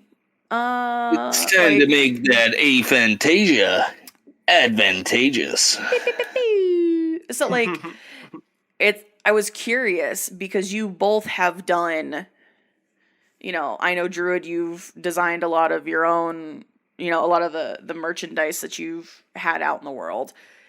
Yeah. And I mean, Jack, you're an artist, so I was curious to see where you guys kind of sat on, like, where you, like, you ended up on that spectrum. Very, very much the opposite. A very clear picture in my mind before I go into anything artistic. I think same with music, really. Yeah. I can hear the song in its completed form before I sit down and actually do the thing. But what about the times when you sort of just happen upon a song by accident when you're playing? I kind of get that first idea, and that's like the difficult part. And then from there, like, I kind of grasp onto like I just have this like innate thing where I understand what I want it to flow like. So it's all about feel, I guess, at the end of the day. But like, I'm one of these people where I feel like I see colors when I hear music. I've got like I'm not saying I've got synesthesia like full on, which is where you see colors like related to sound, but I definitely have like an element of that, and that informs what I do. Yeah, I just think there's lots of kinds of memory, you know, different kinds of drawing. I think involve different kinds of memory. You know,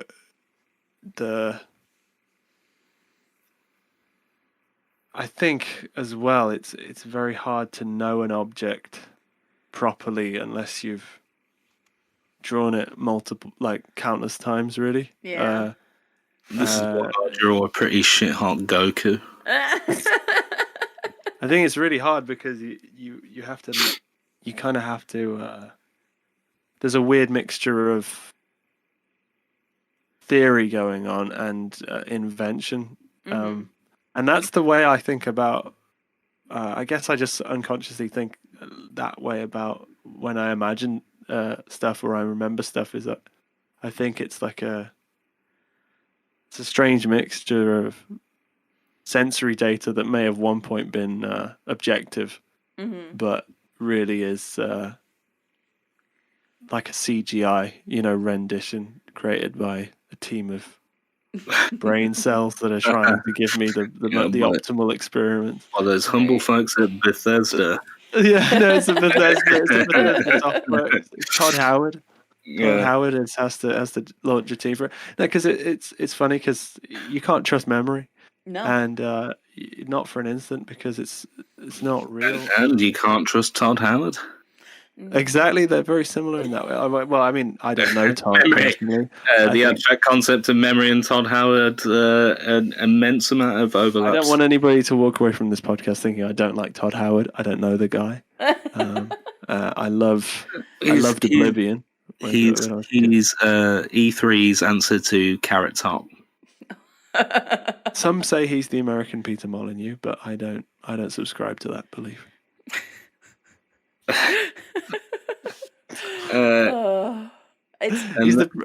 And that's why this is going to be the podcast that people are going to fall asleep to in their earbuds and revisit time and time again at bedtime. There's a funny thing about memory that if you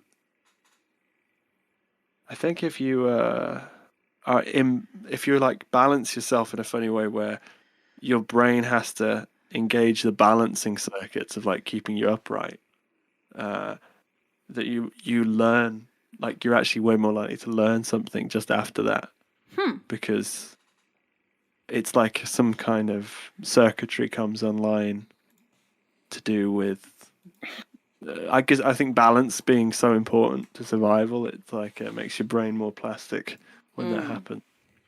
And they think they discovered that when you fall asleep, your brain plays experiences forwards and then backwards, which is very strange, isn't it? Almost like it is a tape. Yeah. Like a tape. Yeah. We're analog fucking machines, man. So that to me is insane. That if that's how it works, that in many ways the brain learns about its own experiences similar to how we have to learn about things, which is we have to understand them before, forwards and backwards, really. Right. And yeah, I must admit, I can't imagine not having because I can't imagine not having visual imagery come up really clearly, because I think there's so many times in my life I've been really bored, and that's been my escape. Right. Or it's also been an intrusion. I've had very intrusive, automatic kind of thoughts at some points. Yeah. That were very visual and vivid, but mostly they're like my friends. I can Right. they're on my side. I'm Mr. Meeseeks. Look at me. Well, that's when you're bored and when you go visual and I go auditory because that makes sense. I mean, actually I've got one point about that, which is I was playing along to a metronome earlier on the bass guitar because I don't practice that stuff nearly enough, and I really wasn't able to keep time very well at all. But then I was looking on my computer where it's showing the waveform of the bass going in the input. It was going up and down, and I could visually tell that after I'd hit the bass note that the volume would naturally fall down as I dampened the string. And when I was looking at that, I could play in time, which to me was like, oh, okay, that makes sense because I must be so visually motivated that I can get in that blew that did blow my mind. So this stuff, I mean, it is real, I guess, that that we have these it's a kind of being a detective in other people's perspectives. Mm-hmm. Well, because because I asked Toast for some help with my camera because he's used these cameras before, he knows, and I was like, hey, I'm trying to make some finite adjustments, but I need help. And he goes, okay, and he just sent me a YouTube video, and I was like, that doesn't help me. I can listen to someone say it, I can watch someone do it, but I need help with the actual visual of knowing, is this correct, is this not, how do I do this? So when I'm like rebuilding like my stream setup, I have a list of everything that needed recreated, and like I needed to do all these things, and I did it, but I had to take like every time I would get like a new cell phone or something, I did the same thing with stream. I would take screenshots of how things were set up because I can't go back and recall what settings were and what like all these things were. But if I've clicked through and I've done it enough and I have the muscle memory to do it, I'm good. It's wild. Like and that's one of the things that's so hard about being a content creator is if I want elements that stay the same, I have to hire a designer of some kind. And it's like, okay, they ask me, okay, what do you want? And I'm like, like, I don't know what the fuck to say. And so someone was actually like, okay, give me examples of things you like. And so I threw some examples of things that I liked and things that, like, I was like, I like this style, but I like more of this thing. And through the examples, I was able to have something. And I was like, yeah, that looks great. When I make it, it's just like, it looks like someone with fucking Windows Movie Maker made a fucking video. Like, I mean, it's bad. But it's weird. Like, I never... How much stuff is... But it's interesting, though, because I mean, like we all, everyone's got stuff that it's really not natural for them to do. Mm-hmm. But I wonder if there are ways with something like memorization of how the space is set up. I don't know what it would be, but there must be some kind of practice or thing that where if you saw the improvement in your own ability to do it, that you'd get such confidence that you naturally would get better at it. I do wonder if there are things like that. Well, that's what the marketing for Sudoku would have you believe. Oh, for God's sake, yeah. Well, actually, there's a funny thing about that where I remember being told a story about that they had some kind of they taught blind people how to like who'd never seen in their lives how to rock climb by attaching. I think they had like a backpack on that had these robotic kind of prods that would like push into their back, like slightly, like a gentle kind of push that would relate to where their hands were on the rock, and their brains learned to be able to traverse this rock from the memory of that sensory input. They didn't even have to, I think it was almost like, I mean, I'm sure it wasn't in one go, obviously. It was like a couple, well, I don't know about the experiment's details, but it did prove that, like, if you can, like, learn to see without seeing, and in those kinds of situations, it just shows the brain really just runs off whatever context it's given. Yeah. So which is feedback, as you mentioned right at the beginning, My old day job, I installed TVs. Like, I mounted them on the wall. I would set up sound systems. I'd do all that stuff. Well, when I would mount a TV on the wall and then I'd have to go plug in like all the HDMI cables and stuff into it, I would take my phone and I would take a picture of what all the plugs, like where the plugs were, if I was looking for a specific plug. And I would look at that photo and I would feel with my hand. Mm-hmm. Because I know guys who could just go, oh, on a Samsung, UR8000, it's the third plug down. Yeah, and they can see it in their brain. AKA douchebags. Well, I mean, some of them. But I would take the picture and I would feel for it with my hand. And I, like, anytime I was, like, untangling, like, Christmas lights or necklaces or, like, the douchebag who would not wind the XLRs correctly and they're a giant fucking knot. I wouldn't, like, I would look, but I would do more of it just by feel. I'd find the piece that I wanted and I would follow it and pull it out. And, like, that's how I untangle things, is by feel.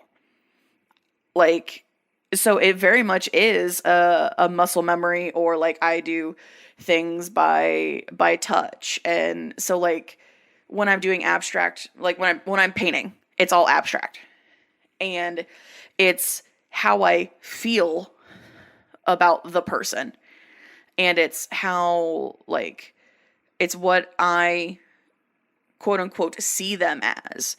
And that's the way I've been describing it. But it's not even that. This is the color theory. This is what these colors generally mean. And this is how, like, this, like, it sounds so hippy dippy when I say it's like, because the closest way I can explain it is like their aura and the feeling they give me, but that's not necessarily it, you know? Well, there's a, philosophical framework that details just that, and that's semiotics, which is basically the understanding of signs and symbols and what they mean in context. Mm-hmm. And so semiotically, those colours are given meaning through the context of how you've kind of absorbed media over a long space of time, or absorbed different experiences. So semiotics becomes those signs and symbols, even if it's like red can mean danger. That's a semiotic symbol that comes to deliver like a level of understanding of what that color means. Yeah. And you think about it, actually, like, that understanding of things on that level is appealing to those base instincts. Like, for instance, understanding that a flower might be poisonous just based on the color that it flowers, and how it's codified into your very DNA. It's been a tale as old as time, to the point where it's codified in your DNA to react in that way. Mm-hmm. And I think, like, when you get into the melting pot of humanity and in all of its kind of splendor of diversity, you come to realize that perspective and signs and symbols that we come to understand are kind of untangled in different ways. For instance, when I want to untangle things, my therapist will be quick to tell you that I do that through avoiding them. Yeah.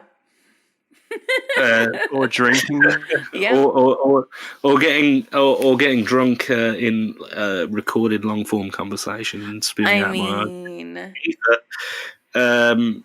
But you see what I mean? Like, those signs and symbols, those colours come to represent different things to different people, and it's a perception of understanding and a perception of context. Which, again, to start throwing like verbosely pretentious philosophical terms into what a format that shouldn't really be a forum for that, phenomenology, the understanding of what you've experienced through the body, and through your own eyes, and how that comes to form your understanding of different things. And then when you come to understand those philosophical concepts and how they come to constitute like a fullness of consciousness, you realize that we can only know ourselves and our own understanding of things and try our best at communicating that to others. But no one can really truly know. Obviously, René Descartes said, "I think, therefore I am." Mm-hmm. And that's the only truth you can know, really, Right. what exists within your own mind. And, that's the reason we have like discussions like this and try to understand, because that's like true knowledge is really understanding other people's experiences, because that enriches your own understanding of the world around you as it's perceived by everyone, rather than just yourself. And I think that's the one thing that the one thing that this podcast does so well, because it's other streamers and artists and people that we know, but it, like, the shared experience of like us as humans and the different perspectives. Like Meep last week is a perfect example. So many things with Meep and I are so similar, but we have so many different perspectives on things.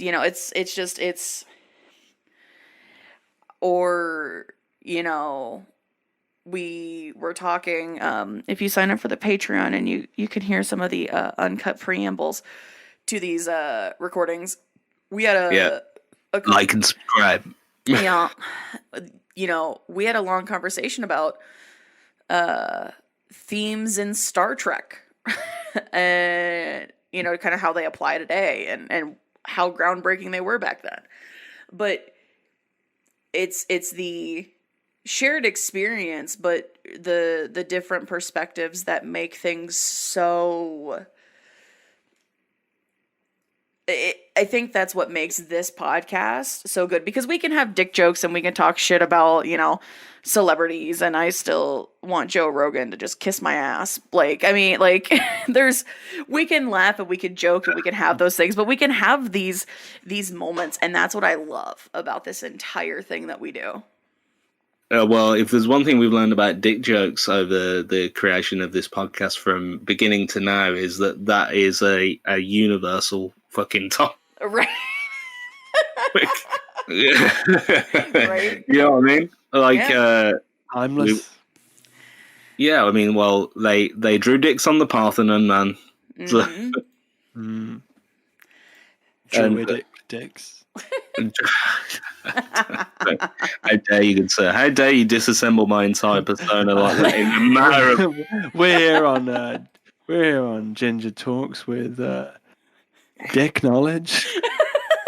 Thank you. That's Richard knowledge to you.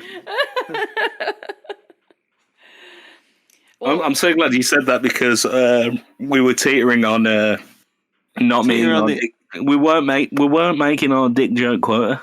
I know. We were teetering on the edge of... We were just edging right there. I was starting to think we like delving deeply into the nature of memory, that we were like contributing to calm.com. And as you exhale... Yeah.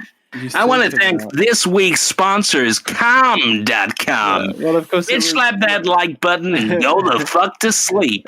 It was René Descartes that once said, "I come, therefore I am." I come, therefore I am. Johnny Sins. God damn it. Johnny Mnemonic. Johnny Mnemonic himself. Johnny Mnemonic. Doctor, reporter, a mountain ranger, Johnny Mnemonic. Are you ready to intake the 7 deadly sins? Ginger Talks podcast community? I don't think you are. No, none of them are.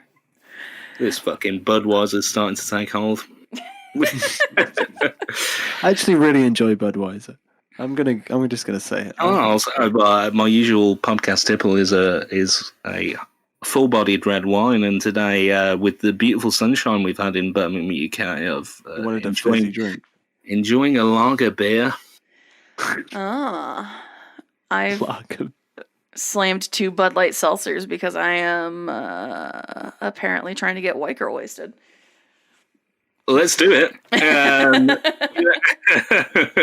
John Podesta rigs the polls again. I'm going to play Detroit Become Human Wasted. Make your character make all the bad decisions. Oh, Listen. the wasted DLC. Dude, Detroit Become Human, when you make all the bad choices. Detroit Become Wasted. I mean, have you been to Detroit? Come on. Oh, yeah. Okay. Answer is Maybe. no, but it's... Yeah, I haven't. That's a sauce on top slice. Oh, fuck. I've been to Detroit, and so marijuana recreationally is legal in Michigan. So, when I was in Detroit last, I was like, man, I might just go buy a pre-roll. I might do it, and I didn't. I was like, no, it's fine. I'm gonna save my money. Glad I did because I had just enough gas money to get home. But it was. Fuck, man. I think legalizing marijuana was the best thing Michigan could have done for themselves. Well, they've got that tap water to contend with. Fuck, man. If I lived in Flint, I'd probably have to be high all the time. Not gonna Did wonders for Michael Moore's career. Right.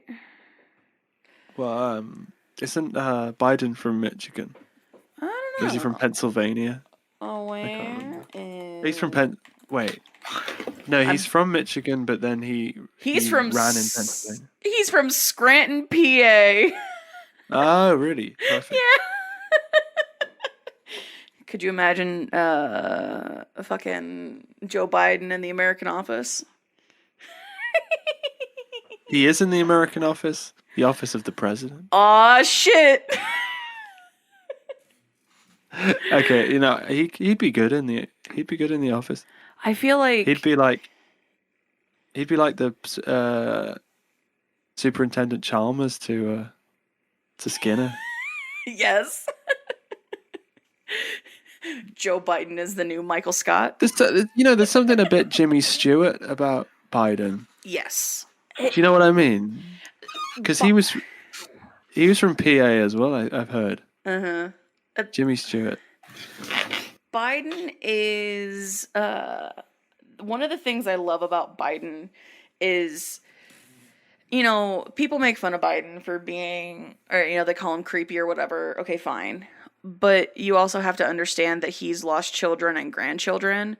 So for him, like, hugging a kid that, it's one of those things like, you hug your friend's mom longer if you've lost your mom. Like, it's just a thing that fucking happens. People can be weird about it. It's fine. Whatever. You do you. But it's the same thing as, like, Donald Trump and his aggressively weird handshakes. Like, every president's a little fucking weird. You've got to be like Arkham Asylum level psycho to want to fucking rule the world like that. Dude, it's wild. And unless you're Jimmy Carter, right? Then it just seems like it was fucking righteous. But the thing that I love is, like, Obama was like, I'm gonna sneak away from the Secret Service and I'm gonna go get everybody Starbucks. And Biden, they spelled my name wrong again, Michelle. No, Michelle, yeah, we're gonna have to have a talk with them sometime. That it's Barack, not Barrett. But Barrett from Final Fantasy VII, and that'll be a fucking chai latte. But the thing that I love about Biden is he's just like, hey, you guys want to go get some ice cream? Like, I just want some fucking ice cream. You guys want to go get some ice cream? He's just like that grandpa that's like, let's go do this. And you also feel safe with him because he visually codes as someone that would play the president in a Michael Bay movie. Right.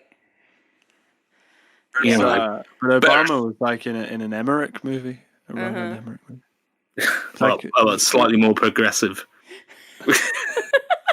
But yeah, well, when Joe Biden does things the old-fashioned way, Joe Get high. You go Joe get. Biden. You see a dangerous thing. You go get Haagen-Dazs. Joe Biden will get you home by 11, and that's even with a trip to Makeout Creek. He has. I just imagine him as Jimmy Stewart. Yeah. Jimmy Stewart in "It's a Wonderful Life," or So Rear not, Window. yeah, well, I was going to say not Rear Window. Is that like a deep comment on the surveillance state? I think it's just like. I think it's if he hadn't won the presidency and he'd gone and retired, something like that would have happened where there would have been maybe a mystery that he had to deal with.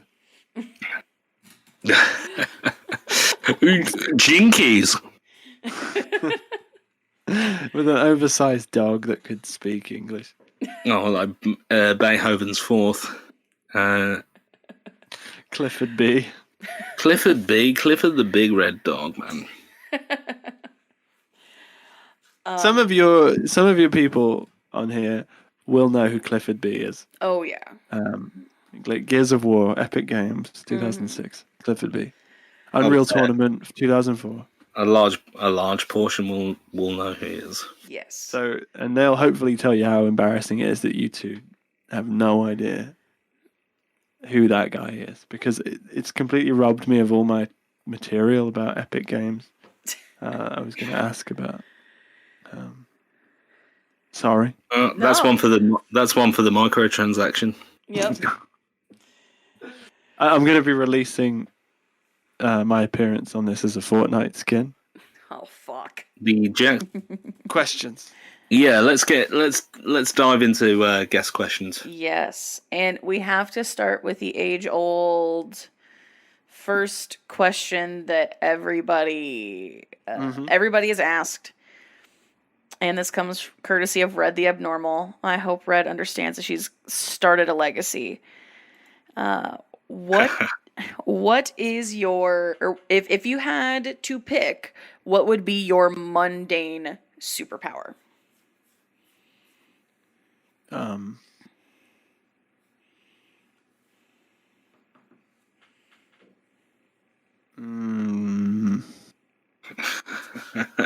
love this question. I think even having even less aphantasia than I have.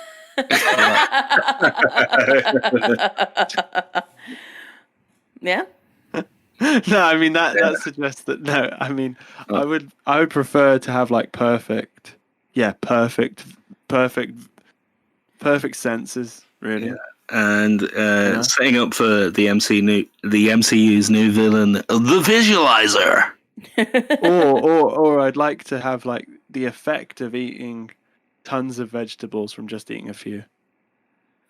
Okay. That would, because then I'd have like a couple broccoli heads a week, and I'd be like completely healthy. Oh God, that sounds amazing. Yeah, that would be, but very mundane. Because if you talk to people that didn't care, if you talk to like people our own age, we'd be like, "Wow, that's great." If you said that to kids, they'd be like, "Well, that's fucking boring." Right. I want from each of you 100 broccoli scalps, and I want my scalps.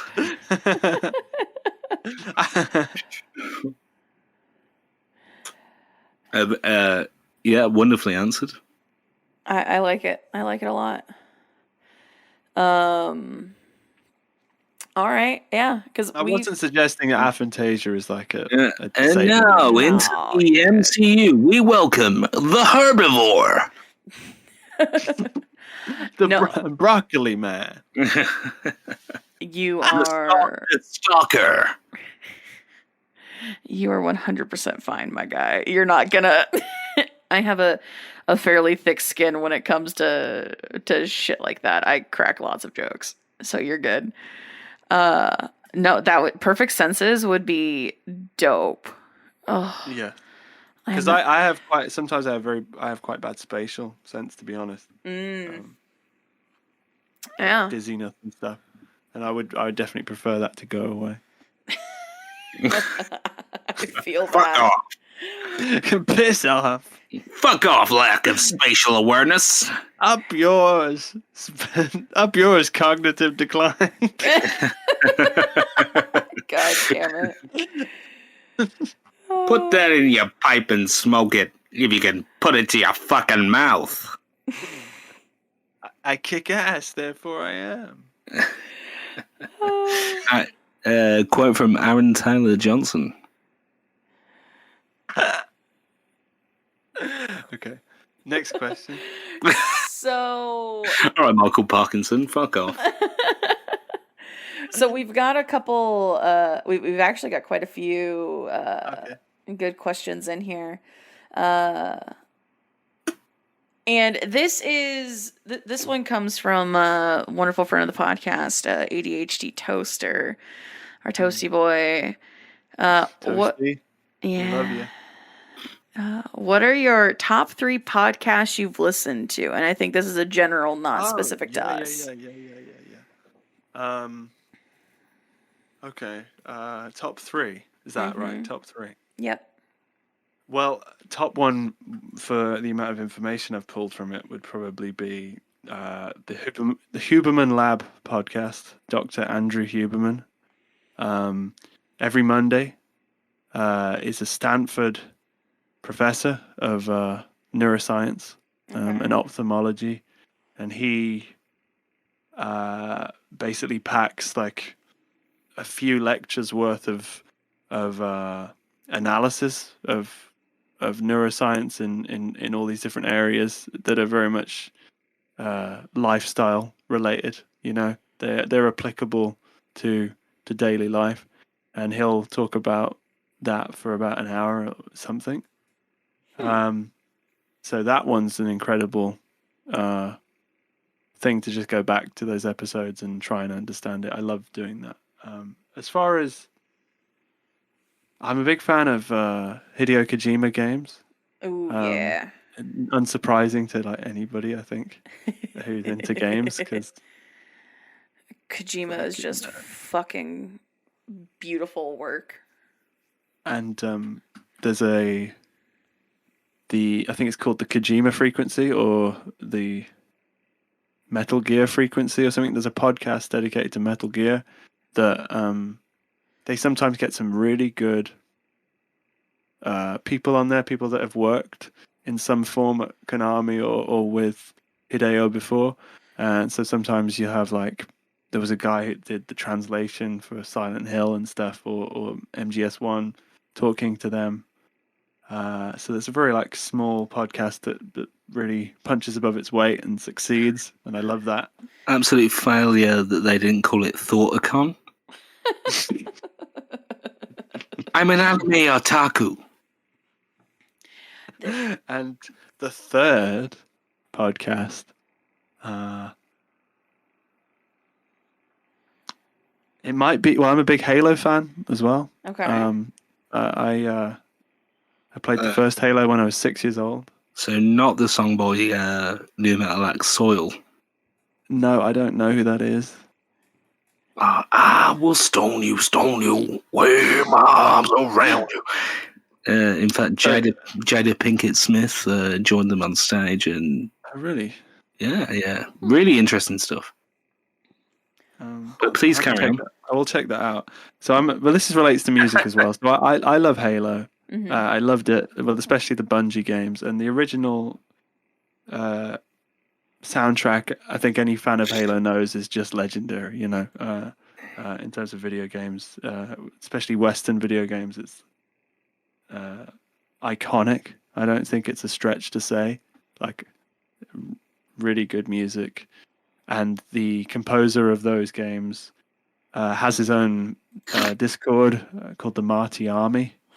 Marty O'Donnell is his name, and I think he does a podcast on there sometimes called The Big Stage, and he gets ex-Bungie employees sometimes or people he's collaborated with, and has done the unprecedented thing, I think, for a developer of like that period, and actually talk to the YouTubers who are fans of the game and make stuff about Halo. He actually has done quite long interviews with them about about the game and things. So yeah, Martin O'Donnell, his podcast is fascinating. As a fan of Halo, you know. So. Oh, and the fourth one, which I won't talk about as much, but the Draftsman podcast from proco.com is a great podcast about drawing and art. And if you're an illustrator or you're interested in illustration, check that out because it's called Draftsman. Okay. Good. Do you listen to any like narrative podcasts at all, or are you just all like? I've listened to. I think I like the chatting ones more. I have heard ones that are more documentarian, and I think like everyone, I've listened to like some true crime ones. You know. Yeah. But I think honestly, it's never stuck with me because it's like stuff that I guess it's when I used to commute to work in the morning, it was good to have a kind of random podcast. I listened to like This American Life. I listened to The Illusionist.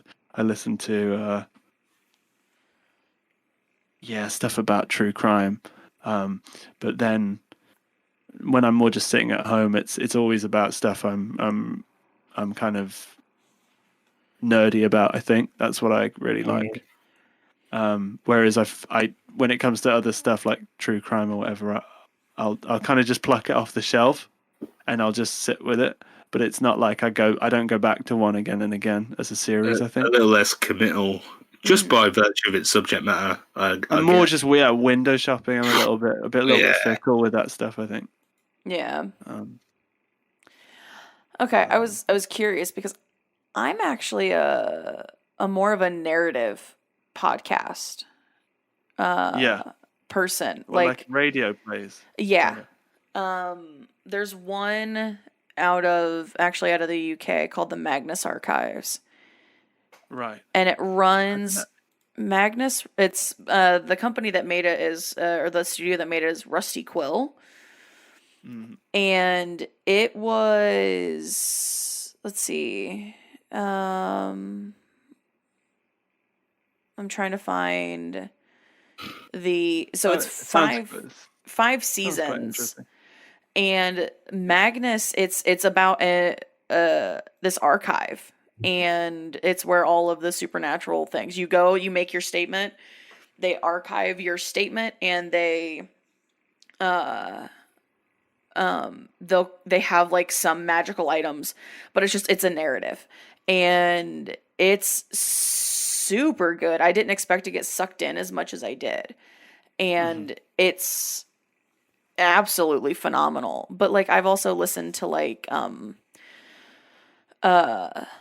there's a one called The Edge of Sleep, and that one is it like I listen to a lot of just stories. And whether it's a scripted story or just someone, like the Serial Killers podcast by Paracast. Like I've listened to that and like some of the big ones, but there's one called Dark History, which is really good. There's this YouTuber who has a series called Murder, Mystery, and Makeup, where she puts on her makeup and she talks about these murders. And she talks in Dark History in her typical style. She talks about like the Rosewood Massacre, and she deep dives into Andrew Jackson, and she talks about the Zoot Suit riots of 1943. And like, so I'll dabble into those, but I've never thought about like art podcasts or like creative like that. Yeah, it's I mean, I think YouTube recommends me like Joe Rogan a lot and stuff like that. It recommends me clips of which of course it does. Conversational podcasts, and those are interesting. But I think with the narrative ones, again, I fear commitment with them. I think that's why. I think it's like it's if I had Audible, I would definitely listen to more more stories, I think, because what I want is the books. I really Mhm. want someone to read me books. I think that's what I'm after. I think, but the Magnus archive sounds interesting. Magnus is really good. Rusty Quill does a good job, and they're all nerdy. Like at the end of, if you look up Magnus on Spotify, Mm. you if you sort it newest to oldest, they do like D&D one shots, or like like almost like the same people who've done all these voices and all these characters in Magnus. They get them together and they do just basically like D&D sessions. And they put those out for a little bit right after Magnus ended. I think just because it was so like they finished this story that ran for years, and the episodes are real short. Like the longest one that I listened to that wasn't like a finale was like 30 minutes. Mm-hmm. And so it was really easy for me to like pop it on in the car when I was going downtown for something, or when I drove 10 hours to Detroit, I listened to a lot of Magnus. But those were really good. The Edge of Sleep is only like 6 episodes long, and it tells, maybe it's 8, but it tells a full story in 8 episodes. That's what it is. Mm-hmm. And it's, the sound design in it is great. And like, so I enjoy those, but like My Dad Wrote a Porno is one of those hilarious ones, or there's one, a comedic one called No Sleep, and like those are always just great to just listen to people shoot shit. Mm-hmm. But I also like Druid's constantly talking about his dissertation on video game walls and hallways and specific games. But thank you for desensitizing the crowd to my upcoming hallways of the always. But I listen to stuff like that too. So it just kind of like all fits. And podcasts are so weird. I don't know. Sorry, I did a whole lot of talking. Druid, what about you, buddy? I'll keep it brief. Favorite podcast of mine actually finished 11 years ago now. It's called Planned Brotherhood. Sadly, they will never make any more because one of the hosts, PJ, has passed away sadly from bowel cancer. But it's a really entertaining look into the lives of these two brothers, PJ and Nick, and they basically used to be very active in the Mormon faith, and they kind of give you real insight into what it's like to lead. The format of the podcast is very similar to this one. In fact, influenced me like quite a little bit in how we approach this. Being that they talk about movies and celebrities and stuff like that, but then every now and then they get into discussions about really frank discussions about members of their family and their friendship groups, what it was like for them to be excommunicated from the Mormon religion. Mm-hmm. I don't know how you'd find it. If anyone wanted to find Planned Brotherhood, DM me. Well worth your time. PJ and Nick, Arla's two brothers. Absolutely fantastic. Other podcasts I like. I don't listen to a ton. I think out of the three of us, I listen to the least. I like the Overnight Drive podcast. Is really actually laugh out loud funny quite a lot of the time. the two hosts again, Hans and Andrew. They used to be in a world touring band that had like a slight modicum of success, and they kind of talk through the pitfalls of that. And I think Hans actually left like the tour to go meet a girl in Chicago halfway through the tour, and that episode is absolutely hilarious and very relatable. If you've ever been in a band on tour, like the way they talk about it is spot on. But episodes every week, and absolutely hilarious every time. What's that one called again? Overnight Drive. I was searched for Planned Brotherhood podcast, and it took me. That was like the 4th or 5th result. So yeah, Planned Brotherhood I don't think is hosted anymore. I do have like a mega upload link to all the episodes. So again, if anyone was interested in checking Planned Brotherhood out, as I say, probably my number one podcast of all time that I've listened to, just because it makes these like deep personal stories like insanely funny, and actually opens your eyes to like a side of life that we don't really understand as people that aren't within the Mormon faith, because like they were in a quite aggressive sect of Mormonism where like they couldn't smoke, they couldn't drink, they couldn't be physically promiscuous, and they kind of like, you can audibly hear them getting very high during every recording, and they shit all over that lifestyle, and it's really refreshing, really good podcast. But as I say, finished some 11 years ago, and sadly, one of the hosts is no longer with us. Yeah. But, just this like lost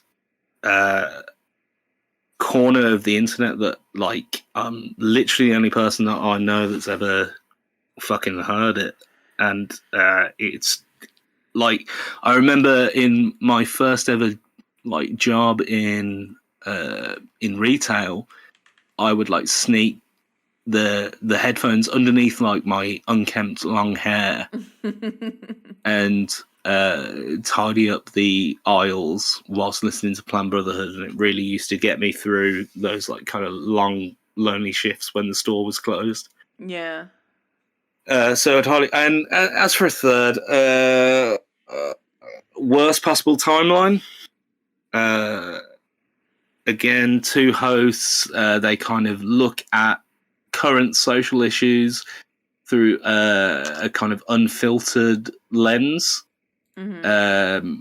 Funny, insightful, kind of takes a shit on some of our like kind of liberal left-wing ideals that we have now, but through a liberal lens, and kind of has that self-deprecating side to it that I think kind of humanizes the need for dialogue, a dialogue that's not there, and it kind of gives a voice to these kind of dejected guys that make up such a large part of Western society now. It kind of like highlights the perspective that they consider the perspective of the man on the, like the average man on the street, in a way that I think will make you look at the current social discourses differently, and not in a problematic way.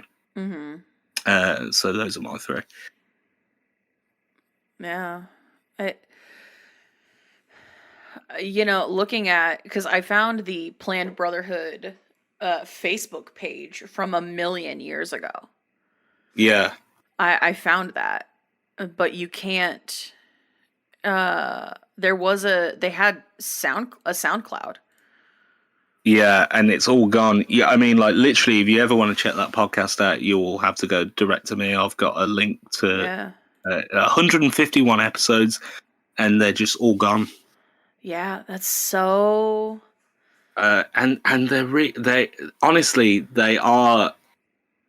They're ropey in the beginning. They're not great in the beginning. It gets to like, they talk like it's just so funny. They talk about their mom as being this fucking ogre of a woman, and they clearly like have like a lot of issues with her. But then there's a point in the podcast where the mom has heard it and sends a fucking email in telling them like, I wish we could go back to before the podcast. It's that fucking, like, personal and open about, like, so many things. And the way they deliver the content is just absolutely hilarious and personable. I'd urge anyone, if you want to hear it, I'll send you the mega upload link and just get lost in it. Yeah. I mean, and just to put it in, like, a sense of, like, how long ago this podcast was started, I think the first episode they're talking about the fucking Dark Knight. Oh my god. Yeah. Yeah, it's crazy, but and in fact, PJ, who died of bowel cancer, one of the hosts, he did a podcast called "I'm Dying Here," and he really openly talked about how important it is to get a colonoscopy or an endoscopy and not be scared of it, because he was in the position where it was too late for him, and he brings a lot of perspective. So I'm Dying Here with PJ Arles as well. A bit grimmer, like, not as rich on the entertainment side, but, like, I could have, it's sad he's not with us today, because he was literally just a nobody, from the middle of nowhere, but I could have listened to that guy for hours, and I did. And yeah, and he was dead by the time I discovered it, actually. Wow. Which is quite sobering. I found his obit. Yeah, crazy, really. And looking at people, like, fans of the podcast, someone commented, and he said, I didn't know him personally, but I was a big fan of his podcast series about living with cancer. Like, to have people openly say, hey, I didn't know this person personally, but they made an impact on me. Like, that's huge. Yeah, well, I think, we do a podcast that has a format, it's long form talk, and it's basically us in a room, like, riffing on different subjects. That's essentially what that is. Mm-hmm. And, like, I kind of just go along with this, hoping that we can even have, like, a shred of the personability that they have on that one. Mm-hmm.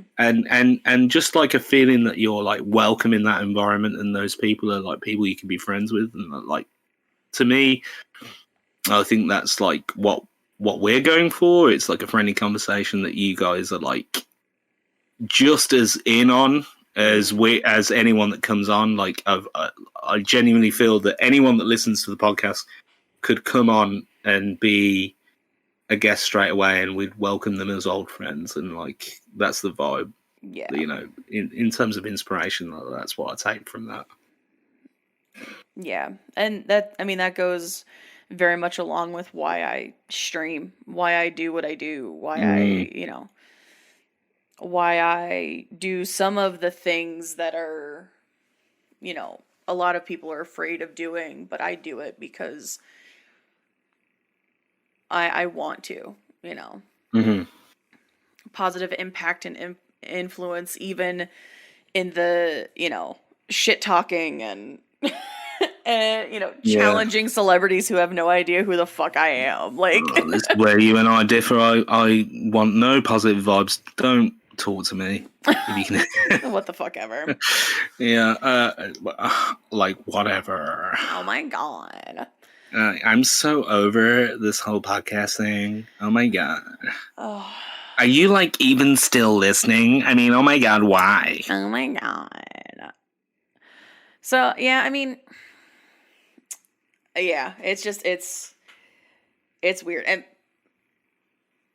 it kind of says a lot about this podcast, because we've touched on some, like, serious, heavier things, and we've breezed by some, but we, bringing up the aphantasia, like, that's something that you don't expect to come from this podcast that talks about the logistics of fucking in space.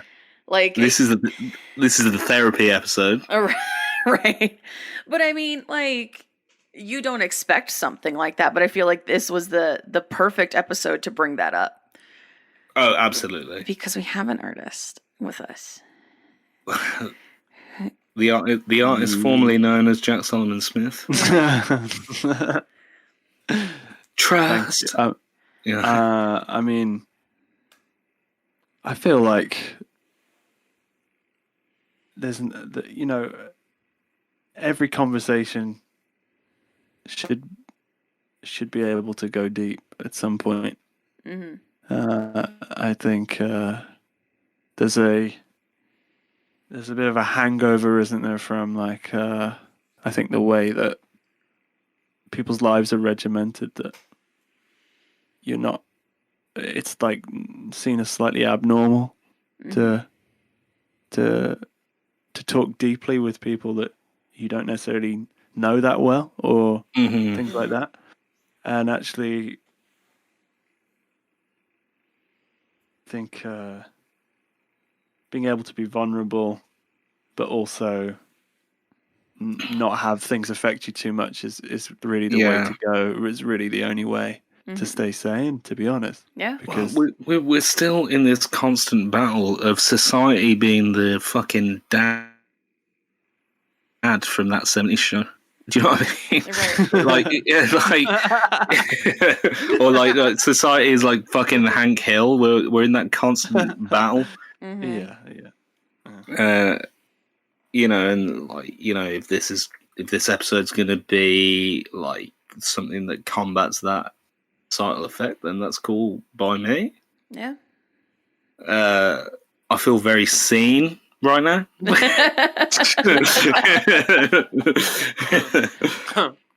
I don't know. With recent events in my life, I feel very introspective about a lot of things, because that's just how things fucking work. But you know, it's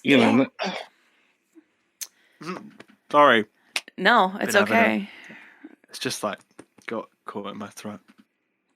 I was. Please never apologise. It's not COVID.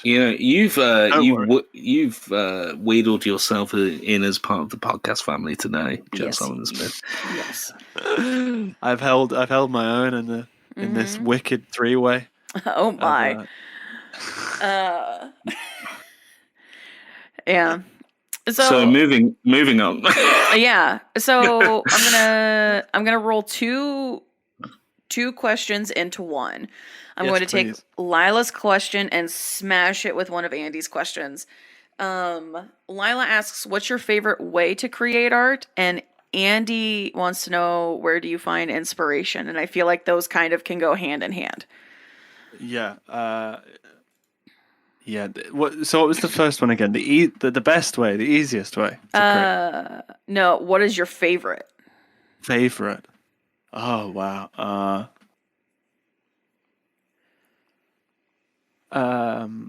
My preferred and favorite way to make art and get inspiration is, I think a certain amount of free time is kind of important in the process, which is like very hard to come by depending on how things are.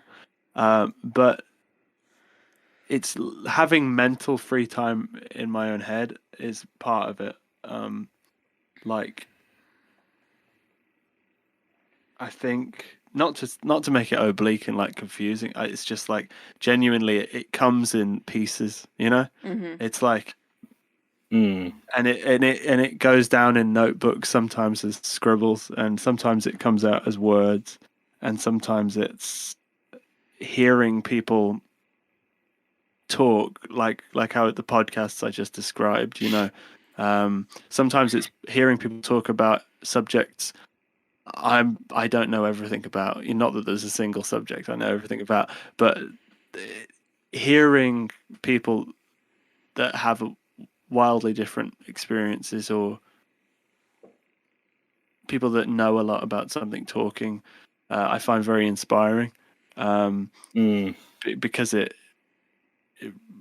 chances are that they're very good at illustrating a point, and it introduces a concept that you can then apply somehow to something else. And that is the other thing. I really like applying a concept I found somewhere onto something that's seemingly entirely different.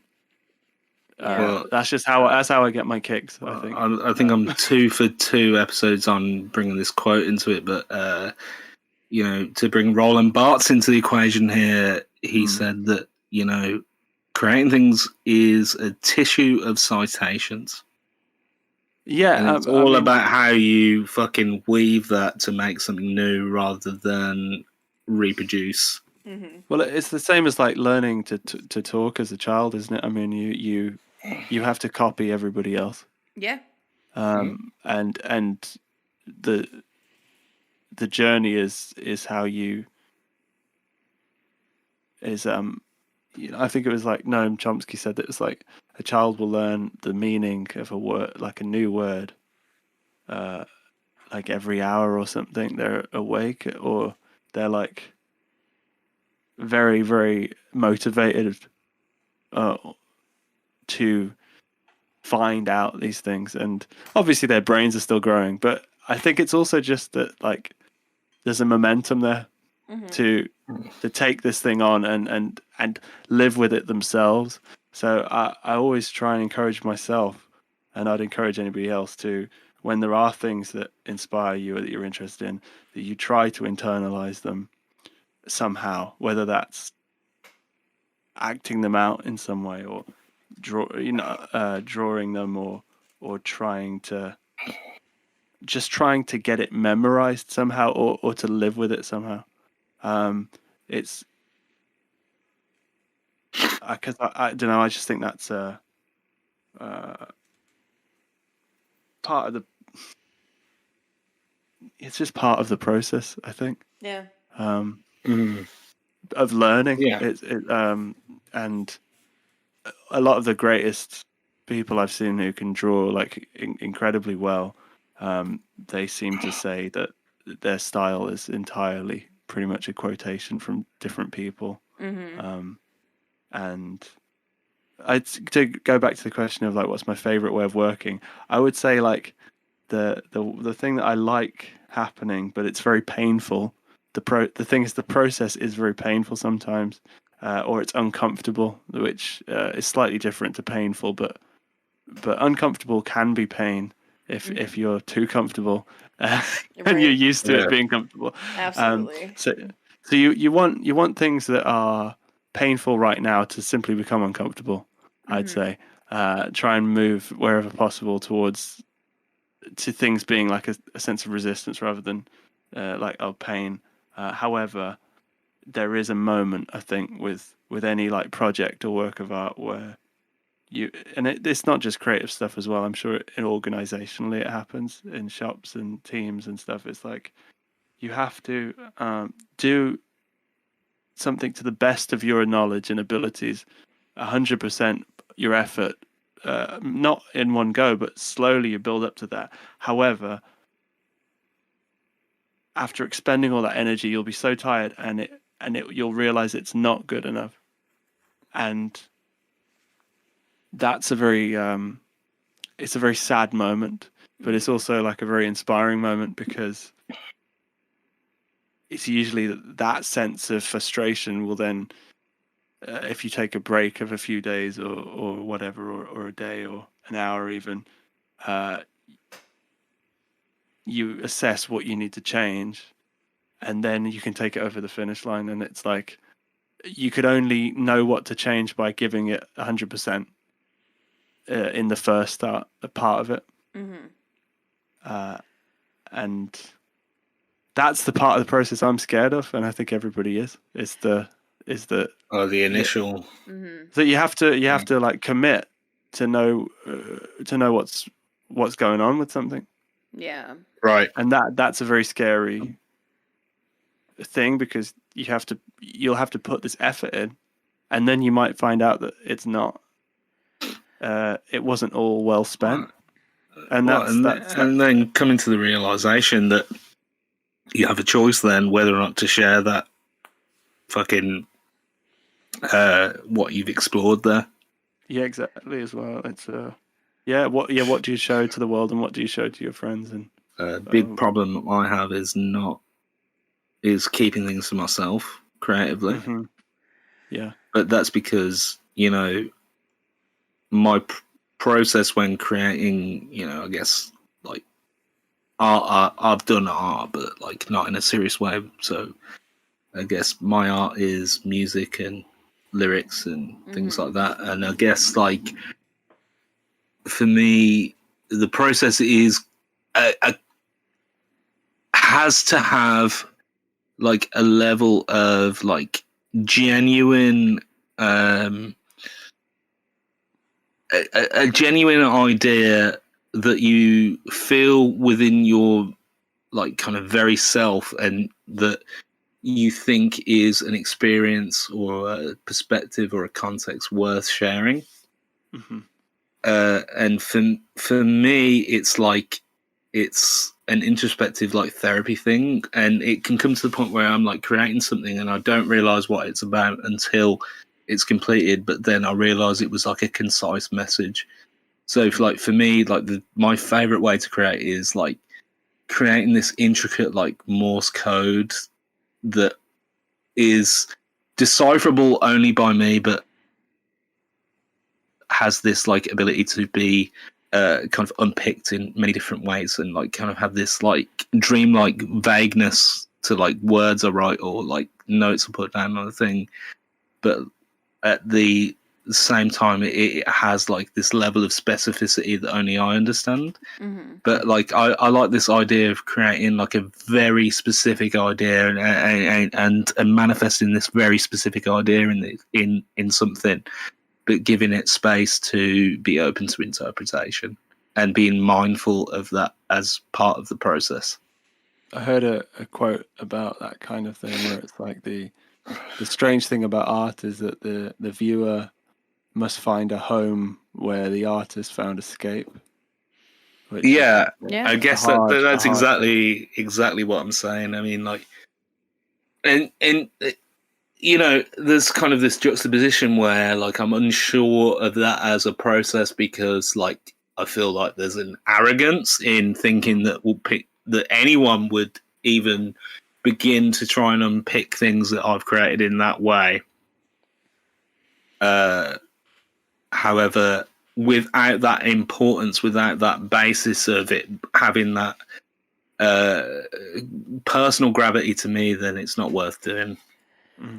So I have a firm philosophy and belief, and this is something that I've talked to other entertainers and other streamers and artists and stuff, that if you hit a point where you are no longer nervous or afraid or uncertain to share your work, when it becomes oh yeah, I've done a thing and I've put it out, then you've lost the passion. You lost the drive, and then your work loses what made it special. Well, because then that arrogance then is the driving force. I Right. think if you have that expectation that people are going to accept it. Yeah. And it's because when I go to do something very specific, so like when I was doing my art streams, which I'm hoping to start doing again. Yeah, you totally should do that again. My music stream, thing, and even hitting the go live button on like the subathon or the charity streams, I get so nervous. Like, yeah, even thinking about it, my hand is starting to shake and I'm getting the butterflies in my stomach, and I'm not even doing it. But it's the nervousness to share it was what it, like, I think it pushes me to it pushes me to do better. I mean, it put because I'm painting feelings and emotions. I put more into it, and somebody was just like, "Are you ready for your painting stream today?" Asked me, early on when I was doing them. They said, I said, "Yeah, I'm nervous. Like I'm ready, but I'm nervous." "Why are you nervous?" "People are gonna love it." And I said, I'm giving people a window and a look into how I see them Yeah. and how I see, you know, whoever it is, and or how I, like when I do self-portraits like that, how I'm looking at myself. And that's a scary thing. And it's the same with, I think, with music, because you can write something and you mean it one way and you perform it this one way, and, you know, 95% of people will get it, but that other 5% pull something totally different. Yeah. But I totally get it, because like I'm someone with like a bunch of like solo material that I've like curated myself, and like I'm 99.9% sure like people aren't going to hear 75% of it. Mm-hmm. Like I still have that fear about that. What's interesting though is that like this is like its own like creative process. Absolutely. But like I don't have that fear in this, because like if you don't like this, then you just don't like where we're coming from, I think. Because it's so because we talk for so long on topics, like even if it's dick jokes, like you're coming to understand where we're coming from, and like I don't feel like any shame in projecting that. Mm-hmm. Oh, maybe I do. I don't know. But like a conversation like this about, like, I find a conversation like this about the process of creating something, find it much easier to put this out there than the material I've actually created. Well, I suppose that's talking about like vulnerability, right? Mm-hmm. Mm.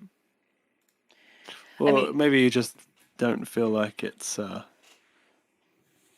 the right format yet for public consumption. I mean, that's true as well. You can't. Yeah, I mean, there's a balance in that there. Like, you know, you should constantly test yourself, because you can't assume that what you've done is like ready as a product.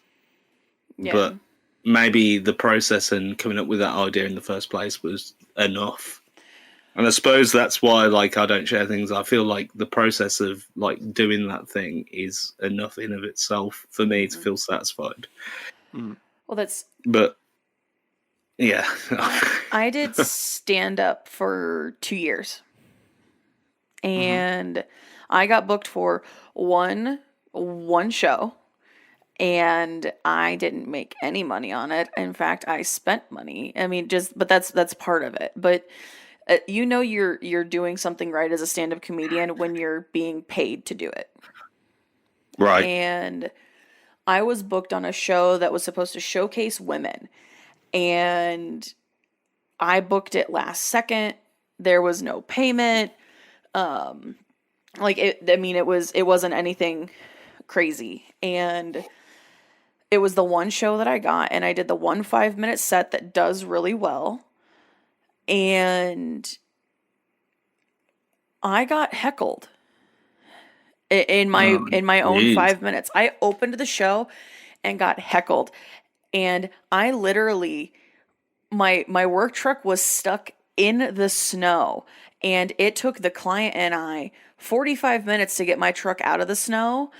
I didn't go home and change clothes, nothing. I went straight there. I put a piece of duct tape over the logo for my work clothes.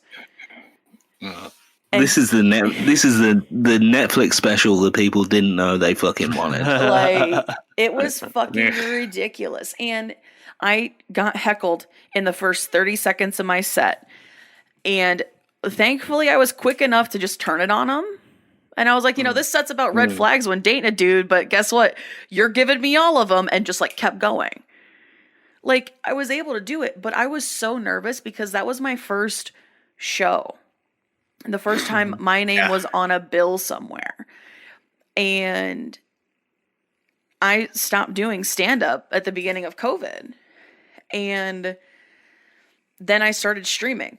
What I've come to realize is the comedy for me is not in doing stand-up. The comedy is in those moments where I have to have a wit of some kind, or those moments where I have to, you know, play off a game or play off another person, that I my comedy does better in that setting. And that's why I'm so afraid to do YouTube videos, because what if nobody fucking watches because I'm not funny or I'm not entertaining? You know? Yeah. Mm. Yeah, I can completely understand that. It's Yeah. it's a performance. It's art. It's in that same wheelhouse. And I think my comedy declined when I stopped being nervous to get up on that stage and just eat shit. Well, there's a lot to be said for like recognizing that you weren't happy with how that changed for you. Yeah. But this is why I feel great doing a podcast again. Like, I understand that like my strengths come in bouncing off other people, and I've been told like at various points in my life that, oh, you should do stand-up comedy, and the fact that people have told me a few times throughout my life that I should do stand-up comedy is the exact reason that I feel that I should not do stand-up comedy. because then you go up there and you assume that you're going to be good at this because people say that you're going to be good at this, but there's actually a craft behind it. And you've got to respect that craft. Right. This is like, podcasts are like the perfect thing because it's like stand-up comedy where there's like not that pressure on coming up with any fucking material beforehand. Right. I found the section of a notebook that I was using to write jokes in, because everybody said you needed to write your jokes and you needed to write them down in a notebook, and this is what you should do. And my best nights of stand-up, I was sitting there drinking my beer, and I was next up, and I went, I don't know what the fuck I'm going to talk about. And just pulling something. And I got really good at doing that. But when I got in my own head and I started thinking about things and I started like trying to plan it, it was just absolute dog shit. And that's why I love the way we do this podcast, where it's like, I introduce you and we just start talking and things flow where they fucking flow. Yeah. And I realize like we're being very introspective now and like not wholly comedic. Maybe there's like funny things here and there, but like, that's fucking fine, man. Yeah. Buy the ticket, take the ride. Listen to this 4.5 hour episode and just fucking listen to what we have to say.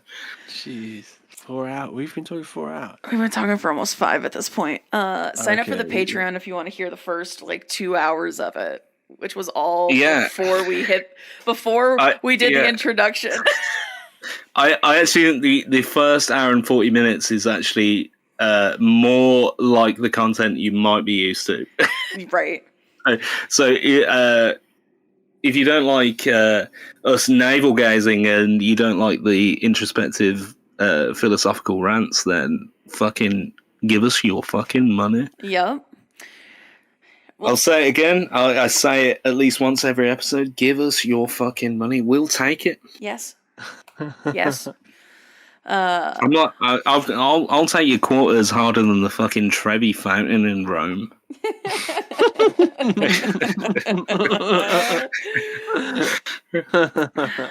Listen, man. Okay. I feel it. I get it. It's a hustle out here. We Mm-hmm. So I guess we'll do one more guest question, and it's because it's a funnier one. And this comes from good old Derp House. Good buddy of mine. Does some killer emo karaoke. Who is the best actor and why is it Willem Dafoe? Well, is that a 2-part question? I mean, you part take 2 it answers you parts want. 1 answers. Part I think Willem Dafoe is the great. Well, he's the greatest because of he's something of a scientist himself. And he, I think he did like 9 years in a theater company in a loft in New York. Yeah. Yeah, that's correct. And I think that that in itself makes him have more of a diverse well to pull on than a lot of these big actors in America, because he's kind of lived the actor life in an artsy way, I think. So he's like a real performer. He's not just an actor. So what you're saying is Willem Dafoe is an actor that goes back to formula. I think he's an actor that looks like a Max Beckman woodcut. Yeah, I was gonna say, yeah, he's like the trunk of a fucking worn-in oak. Yeah, he looks like he's been carved out of a tree, and phenomenal screen presence. So yeah, I think that's right. I think he is probably the best. The Performing Garage in Soho, New York City, the home of the experimental theater company, the Wooster Group, which Dafoe co-founded. I found that on his Wikipedia page, the Performing Garage, and it looks like a fucking garage with some apartments above it. He's been acting in film since 1979. But he was going to study drama at University of Wisconsin-Milwaukee, but left a year and a half later to join the experimental theater company Theater X in Milwaukee before moving to New York in 1976. So he's like, he did the classic, like what, everybody says, oh yes, I studied theater. It's so pretentious. But Dafoe is just fucking chill as shit and eccentric in the best way. Yeah, he'll do the Marvel fan event and give it the same fucking gravitas that he does Cannes Festival. Yeah. And he knows, like, looking through all these pictures on his fucking Wikipedia page, like, he can pull off the beard and coiffed hair, or, the fucking... Well, let's be honest, if there was a JFK movie tomorrow, he could play the grassy knoll and get a fucking, like, standing ovation. He's so good at what he fucking does, and I'm so jealous. Willem good shit. I would say just look at the DVD cover of the movie Platoon. And that within itself is an acting masterclass that Konstantin Stanislavski could prepare for himself, even though he wrote An Actor Prepares. Dude. Wait, wasn't that Charlie Sheen in Platoon? No, so Dafoe is in Platoon, and he's got one of the, like, most epic death scenes, and it's just because he fucking plays it, and he goes full send on this death, and he did it. It was one of the first, like, not necessarily realistic, but, like, in a movie like that, it was one of the first times where an actor was just like, I'm not gonna, like, ham it. He just fucking did it. Yeah, it's, like, so strong they renamed it Myanmar. It's fucking, like, it's got that gravity, man. Yeah, like, it put that fucker on the map. And he didn't have a big role, but he played his fucking part, and he fucking played it. And yeah. He looks so, like, weirdly young in that movie as well. Like, it's, like, jarring to see Willem Dafoe look like that. He's 66 years old, and it doesn't look like he's aged in the last 20 years to me. Like, yeah, that's a fact. And I think it has to do with mainly it has to do with his face, just the way it's structured. And he wrinkled so early in life, but his mouth is so big that it creates those fucking, like, the very expressive, like, fucking, and this is not me, like, trying to shame him or nothing, but you know what I mean when I say the wrinkles in Dafoe's face. Oh, yeah. Like, he puts Gordon Ramsay to absolute shame. Yeah. But there's, a craggy face makes a good actor. We've learned that through the Oscar nods. Yeah. I enjoy him so much. Did you know he's got Italian citizenship? Absolutely not, no. I'm guessing it's because of his wife, an Italian film director and actress. Well, that'll do it. Buona giornata. They've been together since 2005. Yeah, I'm glad that Willem Dafoe is a guy that can keep it in his fucking pants. Yeah, it says Who's to say he does? I mean, he probably does. Yeah, he was already 50 odd. Mm-hmm. Yeah, but I mean, in Hollywood years, like fucking didn't stop Mick Jagger. Well, Mick Jagger is not Mick Jagger's not human. He's a Just reptilian. you shut your mouth. He's a fucking reptilian. Oi! I don't like what you're insinuating.